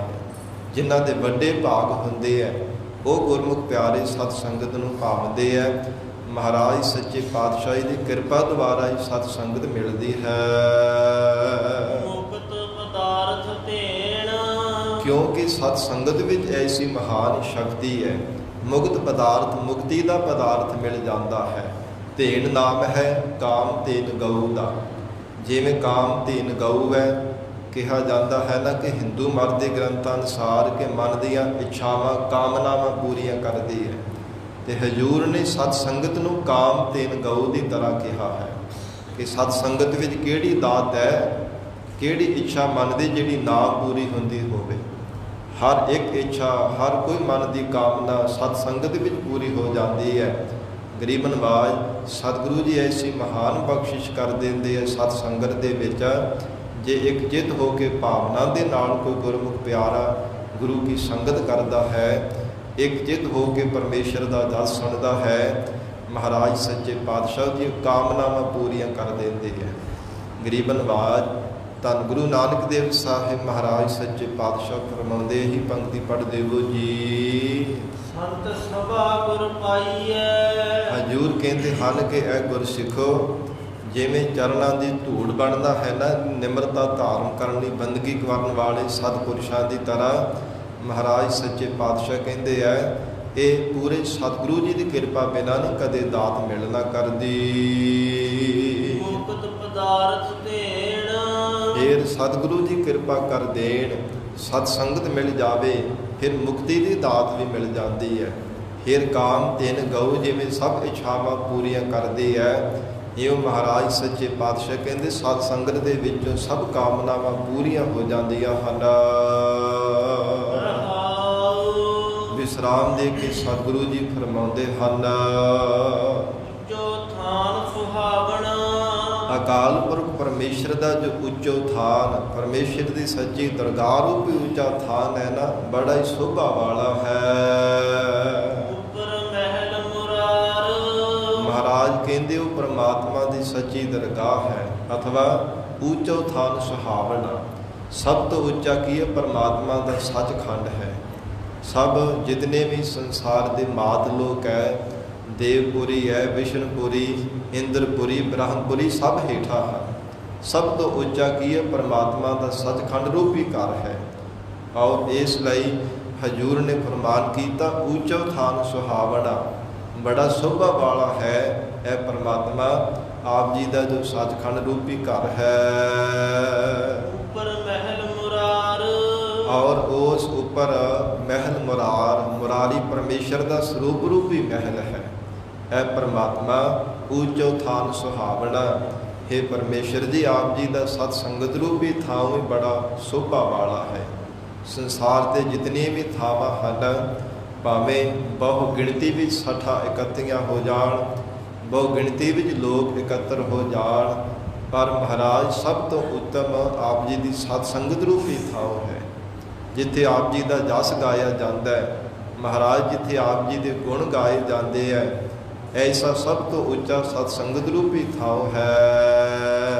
ਸੱਚ ਕਰਨੀ ਦੇ ਪਾਈਐ, ਹਜ਼ੂਰ ਨੇ ਫਰਮਾਨ ਕੀਤਾ ਉੱਚੋ ਥਾਨ ਸੁਹਾਵਣਾ, ਇਹ ਪਰਮਾਤਮਾ ਉੱਪਰ ਮਹਿਲ ਮੁਰਾਰ, ਕਿਉਂਕਿ ਸਤ ਸੰਗਤ ਰੂਪੀ ਘਰ ਬੜਾ ਹੀ ਸ਼ੋਭਾ ਵਾਲਾ ਹੈ।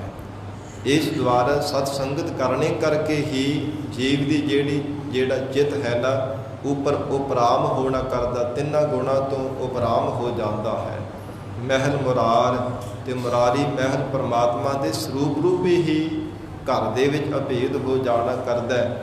ਜੇ ਤਿੰਨਾਂ ਗੁਣਾਂ ਤੋਂ ਇਹ ਜੀਵ ਅਭਾਵ ਕਰ ਦੇਣਾ ਕਰਦਾ ਹੈ, ਜੇਕਰ ਆਪਣੀ ਚਿੱਤ ਬਿਰਤੀ ਨੂੰ ਇਹ ਤਿੰਨਾਂ ਗੁਣਾਂ ਤੋਂ ਰਹਿਤ ਕਰ ਦਿੰਦਾ, ਚੌਥੇ ਪਦ ਵਿੱਚ ਲੈ ਜਾਣਾ ਕਰਦਾ ਹੈ।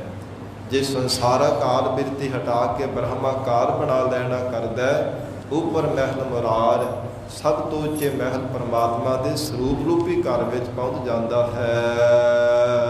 ਸੱਚ ਕਰਨੀ ਦੇ ਪਾਈਐ, ਕਰਨੀ ਕੀ ਹੈ? ਜੀਵਨ ਦੇ ਵਿੱਚ ਜੋ ਅਸੀਂ ਸਾਧ ਸੰਗਤ ਕਰਮ ਕਰਦੇ ਹਾਂ, ਕਰਨੀ ਮਸ਼ੱਕਤ ਘਾਲਣੀ।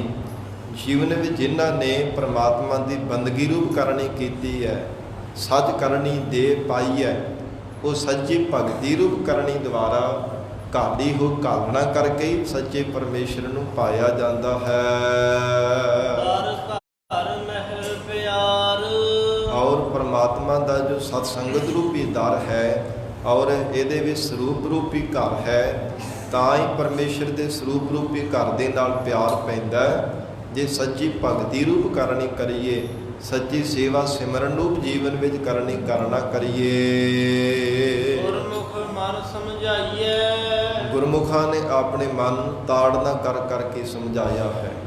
ਮਨਮੁਖ ਦਾ ਸੁਭਾਅ ਹੁੰਦਾ ਹੈ ਦੂਜਿਆਂ ਦੇ ਨਾਲ ਝਗੜਾ ਕਰਨਾ, ਦੂਜਿਆਂ ਦੇ ਨਾਲ ਚਰਚਾ ਕਰਨੀ, ਪਰ ਗੁਰਮੁਖ ਦਾ ਸੁਭਾਅ ਹੈ ਮਨ ਹੀ ਨਾਲ ਝਗੜਾ, ਮਨ ਹੀ ਨਾਲ ਸਾਥ, ਮਨ ਹੀ ਮੱਝ ਸਮਾਏ। ਉਹ ਮਨ ਨਾਲ ਹੀ ਝਗੜਾ ਕਰਦੇ ਮਨਾ, ਕੋਈ ਸੰਗਤ ਨਹੀਂ ਕਰਨੀ। ਜੇ ਖੋਟੀ ਸੰਗਤ ਵੱਲ ਮਨ ਜੇ ਪ੍ਰੇਰਿਤ ਹੋਣ ਲੱਗਦਾ ਤੇ ਗੁਰਮੁਖ ਬਾਰ-ਬਾਰ ਤਾੜਨਾ ਕਰਦੇ ਹੈ, ਇਹ ਮਨਾ ਉੱਥੇ ਤੈਨੂੰ ਕੋਈ ਜੀਵਨ ਦੇ ਵਿੱਚ ਲਾਹਾ ਨਹੀਂ ਪ੍ਰਾਪਤ ਹੋਣਾ, ਘਾਟਾ ਹੀ ਪਵੇਗਾ। ਜੇਕਰ ਮਨ ਵਿਸ਼ਿਆਂ ਵਿਕਾਰਾਂ ਵਿੱਚ ਗਲਤਾਨ ਹੋਣ ਲੱਗਦਾ, ਉੱਥੋਂ ਵੀ ਸੁਚੇਤ ਕਰਦੇ ਬਾਰ-ਬਾਰ ਤਾੜਨਾ ਕਰਦੇ ਹੈ ਕਿ ਜੀਵਨ ਦੀ ਬਾਜੀ ਹਾਰ ਜਾਵੇਗਾ ਮਨਾ, ਤੇਰੇ ਤੋਂ ਜਿੱਤ ਨਹੀਂ ਪ੍ਰਾਪਤ ਹੋਣੀ ਮਨੁੱਖਾਂ ਦੇ ਹੀ ਬਾਜੀ ਦੀ। ਇਸ ਪ੍ਰਕਾਰ ਹਜੂਰ ਕਹਿੰਦੇ ਜਿਹੜੇ ਗੁਰਮੁਖ ਪਿਆਰੇ ਹੁੰਦੇ ਆ ਨਾ, ਉਹ ਬਾਰ-ਬਾਰ ਆਪਣੇ ਮਨ ਨੂੰ ਸਮਝਾਉਂਦੇ ਹੈ, ਮਨ ਨੂੰ ਤਾੜਨਾ ਕਰ ਕਰਕੇ ਭਗਤੀ ਦੇ ਮਾਰਗ ਤੇ ਚਲਾਉਂਦੇ ਹਨ। ਆਤਮ ਰਾਮ ਵਿਚਾਰ, ਉਹਨਾਂ ਗੁਰਮੁਖਾਂ ਨੇ ਰਮੇ ਹੋਏ ਰਮੰਤੀ ਜੋ ਆਤਮਾ ਰੂਪ ਹੋ ਕੇ ਪਰਮੇਸ਼ਰ ਵਰਤ ਰਿਹਾ, ਉਹ ਪਰਮਾਤਮਾ ਦੇ ਸਰੂਪ ਦੀ ਵਿਚਾਰ ਕਰਨਾ ਕੀਤੀ ਹੈ। ਕਿਹਨਾਂ ਨੇ? ਜਿਨ੍ਹਾਂ ਗੁਰਮੁਖਾਂ ਨੇ ਮਨ ਨੂੰ ਸੁਚੇਤ ਕਰਕੇ ਰੱਖਿਆ। ਆਤਮ ਰਾਮ ਵਿਚਾਰ ਤੇ ਸੁਚੇਤ ਕਿਹਨਾਂ ਨੇ ਕੀਤਾ? ਜੋ ਆਤਮਾ ਰੂਪ ਪਰਮੇਸ਼ਰ ਦੀ ਵਿਚਾਰ ਕਰਦੇ ਹੈ, ਜਿਨ੍ਹਾਂ ਨੇ ਦੁਨੀਆ ਦੀਆਂ ਅਣ ਵਿਚਾਰਾਂ ਛੱਡ ਕੇ ਵਾਹਿਗੁਰੂ ਦੇ ਸਰੂਪ ਦੀ ਵਿਚਾਰ ਕਰਨਾ ਕੀਤੀ ਹੈ। ਤ੍ਰਿਵਿਧ ਕਰਮ ਕਮਾਈਐ ਹੈ, ਜਿਹੜੇ ਜਗਤ ਦੇ ਜੀਵ ਤ੍ਰਿਵਿਧ ਤਿੰਨ ਵਿਧਾ ਦੁਆਰਾ ਕਰਮ ਕਮਾਉਂਦੇ ਹੈ, ਚਾਹੇ ਉੱਤਮ ਹਨ, ਮੱਧਮ ਹਨ, ਕਨਿਸ਼ਟ ਹਨ, ਜਾਂ ਫਿਰ ਰਾਜਸੀ, ਤਾਮਸੀ, ਸਾਂਦਕੀ ਜੀਵ ਹੈ, ਰਜੋ ਗੁਣੀ, ਤਮੋ ਗੁਣੀ, ਸਤੋ ਗੁਣੀ ਜੀਵ ਹਨ। ਐਸੇ ਤ੍ਰਿਵਿਧ ਤਿੰਨਾਂ ਵਿਧਾ ਦੁਆਰਾ ਜਗਤ ਦੇ ਜੀਵ ਜੋ ਕਰਮ ਕਰਦੇ ਹਨ, ਆਸ ਅੰਦੇਸ਼ਾ ਹੋਏ, ਉਹਨਾਂ ਦੇ ਮਨ ਦੇ ਵਿੱਚ ਹਰ ਸਮੇਂ ਆਸਾਂ ਹੀ ਲੱਗੀਆਂ ਰਹਿੰਦੀਆਂ ਨੇ, ਹਰ ਸਮੇਂ ਇੱਛਾਵਾਂ ਹੀ ਬਣੀਆਂ ਰਹਿੰਦੀਆਂ, ਆਸਾਂ ਉਹਨਾਂ ਦੀ ਮੁੱਕਦੀ ਨਹੀਂ ਜੀਵਨ ਪਰਯੰਤ, ਜ਼ਿੰਦਗੀ ਭਰ ਕਦੇ ਉਹਨਾਂ ਦੀ ਆਸਾਂ ਮੁੱਕਦੀਆਂ ਨਹੀਂ ਹੈ। ਫਿਰ ਅੰਦੇਸ਼ਾ ਨਾਮ ਸ਼ੰਕਿਆਂ ਦਾ ਹੈ, ਮਨ ਵਿੱਚ ਸ਼ੰਕੇ ਬਣੇ ਰਹਿੰਦੇ ਹੈ, ਜਿਹੜੇ ਤਿੰਨਾਂ ਗੁਣਾਂ ਦੇ ਅਧੀਨ ਹੋ ਕਰਕੇ ਜਗਤ ਦੇ ਕਰਮਾਂ ਨੂੰ ਕਮਾਉਂਦੇ ਹਨ। ਕਿਉ ਗੁਰ ਬਿਨ ਤ੍ਰਿਪਤੀ ਛੁਟ ਸੀ, ਧੰਨ ਗੁਰੂ ਨਾਨਕ ਦੇਵ ਸਾਹਿਬ ਪਾਤਸ਼ਾਹ ਕਹਿੰਦੇ ਹੈ, ਪੂਰੇ ਸਤਿਗੁਰੂ ਤੋਂ ਬਿਨਾਂ ਤ੍ਰਿਪਤੀ ਭਲਾ ਕਿਵੇਂ ਛੁੱਟ ਸਕਦੀ ਹੈ? ਤਿੰਨਾਂ ਗੁਣਾਂ ਦੀ ਅਭਾਵਤਾ ਭਲਾ ਕਿਵੇਂ ਹੋ ਸਕਦੀ ਹੈ? ਔਰ ਕੋਈ ਧਿਆਨ ਧੇ ਦੁਆਰਾ ਕਰਮ ਕਰਦਾ ਹੈ, ਔਰ ਇਸੇ ਪ੍ਰਕਾਰ ਪਰਮਾਤਾ ਪ੍ਰਮਾਣ ਪਰਮੇਹ ਦੁਆਰਾ ਸੰਸਾਰ ਦੇ ਕਰਮ ਕਰਦਾ ਹੈ। ਇਹ ਵੱਖੋ ਵੱਖਰੇ ਸੰਸਾਰ ਦੇ ਸੁਭਾਵਾਂ ਦੇ ਜੀਵ ਹੈ, ਵੱਖੋ ਵੱਖਰੀ ਤਰ੍ਹਾਂ ਕਰਮ ਕਰਦੇ ਹੈ, ਔਰ ਤਰ੍ਹਾਂ ਤਰ੍ਹਾਂ ਦੇ ਮਨ ਵਿੱਚ ਸ਼ੰਕੇ ਪਏ ਹੋਏ ਹੈ। ਹਜੂਰ ਕਹਿੰਦੇ ਕਿਉਂ ਗੁਰ ਬਿਨ ਤ੍ਰਿਪਟੀ ਛੁੱਟ ਸੀ, ਪੂਰੇ ਸਤਿਗੁਰੂ ਜੀ ਦੀ ਕਿਰਪਾ ਬਿਨਾਂ ਇਹ ਭਲਾ ਕਿਵੇਂ ਤ੍ਰਿਪਟੀ ਦੇ ਬੰਧਨ ਛੁੱਟ ਸਕਦੇ ਹੈ? ਤਿੰਨਾਂ ਗੁਣਾਂ ਦੇ ਰਜੋ ਗੁਣ, ਤਮੋ ਗੁਣ, ਸਤੋ ਗੁਣ, ਇਹਨਾਂ ਦੇ ਪਾਏ ਹੋਏ ਜੀਵ ਨੂੰ ਬੰਧਨ ਪੂਰੇ ਸਤਿਗੁਰੂ ਜੀ ਬਿਨਾਂ ਨਹੀਂ ਛੁੱਟ ਸਕਦੇ। ਸਹਿਜ ਮਿਲਿਆ ਸੁਖ ਹੋਏ, ਜੇ ਸਹਿਜ ਹਿਰਦੇ ਅੰਦਰ ਗਿਆਨ ਮਿਲ ਜਾਵੇ ਨਾ, ਤਾਂ ਜੀਵ ਨੂੰ ਪਰਮ ਸੁਖ ਮਿਲਦਾ ਹੈ। ਸਹਿਜ ਹਿਰਦੇ ਨੂੰ ਸ਼ਾਂਤੀ ਮਿਲ ਜਾਵੇ, ਮਨ ਨਿਮਰਤਾਵਾਨ ਹੋ ਜਾਵੇ, ਹਜੂਰ ਕਹਿੰਦੇ ਹਨ ਤਾਂ ਹੀ ਫਿਰ ਪਰਮ ਸੁਖ ਮਿਲਦਾ। ਸਹਿਜ ਅਡੋਲਤਾ ਮਨ ਨੂੰ ਮਿਲ ਜਾਵੇ ਤਾਂ ਫਿਰ ਸੁਖੀ ਹੁੰਦਾ, ਨਹੀਂ ਤੇ ਡਾਵਾਂ ਡੋਲ ਹੁੰਦਾ ਰਹਿੰਦਾ ਹੈ, ਬਾਰ-ਬਾਰ ਡਗਮਗਾਉਂਦਾ ਰਹਿੰਦਾ ਹੈ, ਬਾਰ-ਬਾਰ ਤਪਦਾ ਰਹਿੰਦਾ ਹੈ, ਸੜਦਾ ਰਹਿੰਦਾ, ਕ੍ਰਿਜਦਾ ਰਹਿੰਦਾ ਹੈ, ਕਦੇ ਵਿਕਾਰਾਂ ਨੂੰ ਵੀ ਭੱਠੀ ਵੀ ਸੜਦਾ ਰਹਿੰਦਾ, ਕਦੇ ਤ੍ਰਿਸ਼ਨਾ ਦੀ ਅੱਗ ਦੇ ਵਿੱਚ ਬਾਰ-ਬਾਰ ਭੁੱਜਦਾ ਰਹਿੰਦਾ। ਇੱਦਾਂ ਦੀ ਇਹ ਮਨ ਦੀ ਹਾਲਤ ਹੈ। ਨਿਜ ਘਰ ਮਹਿਲ ਪਛਾਣੀਐ, ਸਤਿਗੁਰੂ ਨਾਨਕ ਦੇਵ ਸਾਹਿਬ ਪਾਤਸ਼ਾਹ ਕਹਿੰਦੇ ਤਿੰਨਾਂ ਗੁਰਮੁਖਾਂ ਨੇ ਨਿਜ ਸਰੂਪ ਰੂਪੀ ਘਰ ਨੂੰ, ਪਰਮਾਤਮਾ ਦਾ ਜੋ ਮਹਿਲ ਸਰੂਪ ਰੂਪੀ ਮਹਿਲ ਹੈ, ਨਿਜ ਅੰਤਸ਼ਕਰਣ ਦੇ ਵਿੱਚ ਹੀ ਜਿਨ੍ਹਾਂ ਨੇ ਹਿਰਦਿਓਂ ਹੀ ਪਰਮਾਤਮਾ ਦੇ ਸਰੂਪ ਨੂੰ ਪਹਿਚਾਣ ਲਿਆ ਹੈ। ਨਦਰ ਕਰੇ ਮਲ ਧੋਏ, ਪਰਮਾਤਮਾ ਨੇ ਕਿਰਪਾ ਦੀ ਨਜ਼ਰ ਕੀਤੀ ਤਾਂ ਹੀ ਉਹਨਾਂ ਨੇ ਆਪਣੇ ਅੰਦਰ ਦੀ ਮਲ ਮਲੀਨਤਾ ਨੂੰ ਧੋਤਾ ਹੈ। ਪ੍ਰੇਮ ਰੂਪੀ ਜਲ ਲੈ ਕੇ, ਨਾਮ ਰੂਪੀ ਸਾਬਣ ਲਾ ਕਰਕੇ ਅੰਦਰ ਦੀ ਉਹਨਾਂ ਨੇ ਮਲੀਨਤਾ ਧੋਣਾ ਕੀਤੀ ਹੈ, ਜਿਨ੍ਹਾਂ ਤੇ ਪਰਮੇਸ਼ਰ ਦੀ ਕਿਰਪਾ ਦੀ ਨਜ਼ਰ ਹੋ ਗਈ ਹੈ। ਇਨ ਗੁਰ ਮੈਲ ਨਾ ਉਤਰੈ, ਸਤਿਗੁਰੂ ਜੀ ਕਹਿੰਦੇ ਹਨ ਪ੍ਰਤੱਖ ਮੈਲ ਤਾਂ ਭਾਵੇਂ ਜਿੱਥੋਂ ਮਰਜ਼ੀ ਪਾਣੀ ਲੈ ਕਰਕੇ ਸਰੀਰ ਦੀ, ਤਨ ਦੀ, ਕੱਪੜੇ ਦੀ ਦੂਰ ਕੀਤੀ ਜਾ ਸਕਦੀ ਹੈ, ਪਰ ਜੋ ਮਤ ਪਾਪ ਕਰਮਾਂ ਦੇ ਨਾਲ ਮਲੀਨ ਹੋਈ ਹੈ, ਇਹ ਪੂਰੇ ਸਤਿਗੁਰੂ ਜੀ ਤੋਂ ਬਿਨਾਂ ਨਹੀਂ ਕਦੇ ਵੀ ਦੂਰ ਹੋਣ ਵਾਲੀ। ਭਰੀ ਹੈ ਮਤ ਪਾਪਾ ਕੈ ਸੰਗ, ਉਹ ਧੋਪੈ ਨਾਵੈ ਕੈ ਰੰਗ। ਪਰਮੇਸ਼ਰ ਦੇ ਨਾਮ ਰੂਪੀ ਜਲ ਦੁਆਰਾ ਇਹ ਦੂਰ ਹੁੰਦੀ ਹੈ। ਹਜ਼ੂਰ ਕਹਿੰਦੇ ਬਿਨ ਗੁਰ ਮੈਲ ਨਾ ਉਤਰੈ, ਇਹ ਜੀਵ ਪੂਰੇ ਸਤਿਗੁਰੂ ਤੋਂ ਬਿਨਾਂ ਤੇਰੇ ਅੰਤਸ਼ਕਰਣ ਦੀ ਪਾਪ ਕਰਮਾਂ ਦੀ ਮੈਲ ਨਹੀਂ ਕਦੇ ਉਤਰਨ ਵਾਲੀ। ਜਿਤਨੇ ਮਰਜ਼ੀ ਦੁਨੀਆ ਦੇ ਸਾਧਨ ਸਾਧ ਕਰਕੇ ਦੇਖ ਲੈਣਾ ਕਰ। ਬਿਨ ਹਰ ਕਿਉ ਘਰ ਵਾਸ, ਤੇ ਪਰਮੇਸ਼ਰ ਦੀ ਪ੍ਰਾਪਤੀ ਹੋਣੇ ਤੋਂ ਬਿਨਾਂ ਕਿਵੇਂ ਭਲਾ ਆਪਣੇ ਸਰੂਪ ਰੂਪੀ ਘਰ ਦੇ ਵਿੱਚ ਨਿਵਾਸ ਕਰ ਸਕਦਾ ਹੈ? ਕਿਵੇਂ ਜੰਮਣ ਮਰਨ ਤੋਂ ਰਹਿਤ ਹੋ ਸਕਦਾ ਹੈ? ਜੇ ਪਰਮੇਸ਼ਰ ਦੀ ਪ੍ਰਾਪਤੀ ਹੀ ਨਹੀਂ ਕੀਤੀ ਤੇ ਫਿਰ ਭਾਵੇਂ ਵੱਡੇ ਵੱਡੇ ਮਹਿਲ, ਵੱਡੇ ਵੱਡੇ ਘਰ ਬਣਾ ਕੇ ਦੇਖ ਲੈ, ਉਹਨਾਂ ਦੇ ਅੰਦਰ ਨਿਵਾਸ ਕਰ ਕਰਕੇ ਦੇਖ ਲੈ, ਪਰ ਪਰਮਾਤਮਾ ਦੇ ਸਰੂਪ ਰੂਪੀ ਘਰ ਦੇ ਨਿਵਾਸ ਨਹੀਂ ਕਰ ਸਕਦਾ। ਏਕੋ ਸ਼ਬਦ ਵਿਚਾਰੀਐ, ਹਜ਼ੂਰ ਇਸ ਲਈ ਉਪਦੇਸ਼ ਦੇ ਰਹੇ ਹੈ ਗੁਰਸਿੱਖੋ, ਕੇਵਲ ਇੱਕ ਗੁਰੂ ਸ਼ਬਦ ਦੀ ਵਿਚਾਰ ਕਰਿਆ ਕਰੋ, ਅਥਵਾ ਇੱਕੋ ਸ਼ਬਦ ਵਿਚਾਰੀ ਹੈ ਜੋ ਇੱਕ ਸਦਾ ਵਾਸਤੇ ਰਹਿਣ ਵਾਲਾ ਪਰਮੇਸ਼ਰ ਹੈ। ਗੁਰੂ ਸ਼ਬਦ ਦੁਆਰਾ ਇੱਕ ਪਰਮਾਤਮਾ ਦੇ ਸਰੂਪ ਨੂੰ ਹਰ ਸਮੇਂ ਵਿਚਾਰਿਆ ਕਰੋ, ਪਰਮੇਸ਼ਰ ਦੇ ਗੁਣਾਂ ਨੂੰ ਯਾਦ ਕਰਿਆ ਕਰੋ, ਪਰਮਾਤਮਾ ਦੇ ਕੀਤੇ ਹੋਏ ਉਪਕਾਰਾਂ ਨੂੰ ਚੇਤੇ ਕਰਿਆ ਕਰੋ। ਅਕਿਰਤ ਘਣਤਾ ਤੋਂ ਰਹਿਤ ਹੋ ਕੇ ਪਰਮਾਤਮਾ ਦੇ ਕੀਤੇ ਹੋਏ ਉਪਕਾਰ ਯਾਦ ਕਰਿਆ ਕਰੋ। ਅਵਰ ਤੇ ਆਗੇ ਆਸ, ਹੋਰ ਜਿਤਨੀਆਂ ਵੀ ਸੰਸਾਰ ਦੀਆਂ ਆਸਾਂ ਨੇ ਉਹ ਸਭ ਤਿਆਗ ਕਰਕੇ, ਜਿੰਨੀ ਦੇਰ ਤੱਕ ਮਨ ਵਿੱਚ ਇੱਛਾ ਹੈ, ਹਜ਼ੂਰ ਕਹਿੰਦੇ ਓਨੀ ਦੇਰ ਤੱਕ ਪਰਮਾਤਮਾ ਦੀ ਪ੍ਰਾਪਤੀ ਨਹੀਂ। ਸੇਵਾ ਕਰਤ ਹੋਏ ਨਿਹਕਾਮੀ, ਤਿਸ ਕੋ ਹੋਤ ਪ੍ਰਾਪਤ ਸੁਆਮੀ। ਸਭ ਆਸ਼ਾਵਾਂ ਤਿਆਗ ਕੇ, ਸਭ ਇੱਛਾਵਾਂ ਰਹਿਤ ਹੋ ਕਰਕੇ ਨਿਸ਼ਕਾਮ ਸੇਵਾ ਕਰੇ, ਫਿਰ ਪਰਮੇਸ਼ਰ ਦੇ ਸਰੂਪ ਦੀ ਪ੍ਰਾਪਤੀ ਹੋ ਜਾਵੇਗੀ। ਨਾਨਕ ਦੇਖ ਦਿਖਾਈਐ, ਸਤਿਗੁਰੂ ਜੀ ਸਮਾਪਤੀ ਦੀਆਂ ਪੰਕਤੀਆਂ ਵਿੱਚ ਫਰਮਾਨ ਕਰਦੇ ਹੈ, ਇਹ ਅਕਾਲ ਪੁਰਖ ਪਰਮੇਸ਼ਰ ਸਰੂਪ ਸਤਿਗੁਰੂ ਜੀ, ਆਪ ਜੀ ਪਰਮਾਤਮਾ ਨੂੰ ਹਰ ਸਮੇਂ ਹਰ ਇੱਕ ਜੀਵ ਦੇ ਅੰਦਰ ਦੇਖਦੇ ਹੋ। ਦੇਖ ਦਿਖਾਈਐ, ਤੇ ਆਪਣੇ ਸਿੱਖਾਂ ਦੇ ਤਾਂ ਵੀ ਮਹਾਰਾਜ ਆਪ ਜੀ ਪਰਮੇਸ਼ਰ ਦਾ ਸਰੂਪ ਦਿਖਾਉਣ ਵਾਲੇ ਹੋ। ਸਦ ਬਲਿਹਾਰੈ ਜਾਸ, ਧੰਨ ਗੁਰੂ ਨਾਨਕ ਦੇਵ ਸਾਹਿਬ ਕਹਿੰਦੇ ਉਹਨਾਂ ਸਤਿਗੁਰੂ ਜੀ ਤੋਂ ਸਦਾ ਹੀ ਅਸੀਂ ਬਲਿਹਾਰ ਜਾਂਦੇ ਹਾਂ, ਜੋ ਆਪ ਬ੍ਰਹਮ ਸਰੂਪ ਦੇਖਦੇ ਹੈ ਔਰ ਜਗਿਆਸੂਆਂ ਨੂੰ, ਆਪਣੇ ਸਿੱਖਾਂ ਪਿਆਰਿਆਂ ਸੇਵਕਾਂ ਨੂੰ ਪਰਮੇਸ਼ਰ ਸਰੂਪ ਦਿਖਾ ਦਿੰਦੇ ਹੈ। ਇਸ ਲਈ ਜੇ ਸਿੱਖੋ ਤੁਸੀਂ ਵੀ ਬਲਿਹਾਰ ਜਾਣਾ ਕਰੋ, ਮਨ ਬਾਣੀ ਸਰੀਰ ਕਰਕੇ ਕੁਰਬਾਨ ਜਾਣਾ ਕਰੋ। ਜਿਨ੍ਹਾਂ ਸਤਿਗੁਰੂ ਜੀ ਦੀ ਮਿਹਰ ਦੁਆਰਾ ਹੀ ਪਰਮੇਸ਼ਰ ਦਾ ਸਰੂਪ ਹਰ ਘਟ ਦੇ ਅੰਦਰ ਨਜ਼ਰ ਆਉਂਦਾ ਹੈ। ਆਤਮਾ ਰੂਪ ਹੋ ਕਰਕੇ ਪਰਮੇਸ਼ਰ ਹਰ ਘਟ ਦੇ ਅੰਦਰ ਬੈਠਾ ਹੈ, ਉਹ ਪਰਮਾਤਮਾ ਦਾ ਸਰੂਪ ਨਜ਼ਰ ਆਉਂਦਾ ਹੈ। ਉਹਨਾਂ ਸਤਿਗੁਰੂ ਜੀ ਤੋਂ ਮਨ ਬਾਣੀ ਸਰੀਰ ਕਰਕੇ ਬਲਿਹਾਰ ਜਾਣਾ ਚਾਹੀਦਾ ਹੈ। ਸਤਿਗੁਰੂ ਜੀ ਮਿਹਰ ਕਰਨ ਪਾਵਨ ਉਪਦੇਸ਼ ਸਾਡੇ ਹਿਰਦਿਆਂ ਅੰਦਰ ਵਸ ਜਾਵੇ, ਗੁਰੂ ਬਚਨਾਂ ਦੀ ਕਮਾਈ ਕਰਕੇ ਜੀਵਨ ਸਫਲਾ ਬਣਾ ਸਕੀਏ ਜੀ। ਪਾਵਨ ਗੁਰਬਾਣੀ ਦੇ ਵਿਚਾਰ ਕਰਦੇ ਹੋਈਆਂ ਭੁੱਲਾਂ ਦੀ ਖਿਮਾ, ਧੰਨ ਸ੍ਰੀ ਗੁਰੂ ਗ੍ਰੰਥ ਸਾਹਿਬ ਮਹਾਰਾਜ ਆਪ ਸੰਗਤ ਬਖਸ਼ਣਹਾਰ ਹੋ, ਅਗਾਹ ਵਾਸਤੇ ਸਮਤ ਬਖਸ਼ਣੀ ਜੀ। ਦੇਹੁ ਸੱਜਣ ਅਸੀਸੜੀਆ, ਜਿਉ ਹੋਵੈ ਸਾਹਿਬ ਸਿਓ ਮੇਲ। ਏਕੋ ਸ਼ਬਦ ਵਿਚਾਰੀਐ, ਅਵਰ ਤੇ ਆਗੇ ਆਸ, ਨਾਨਕ ਖਾਈਐ ਹਉ ਸਦ ਬਲਿਹਾਰੈ ਜਾਏ।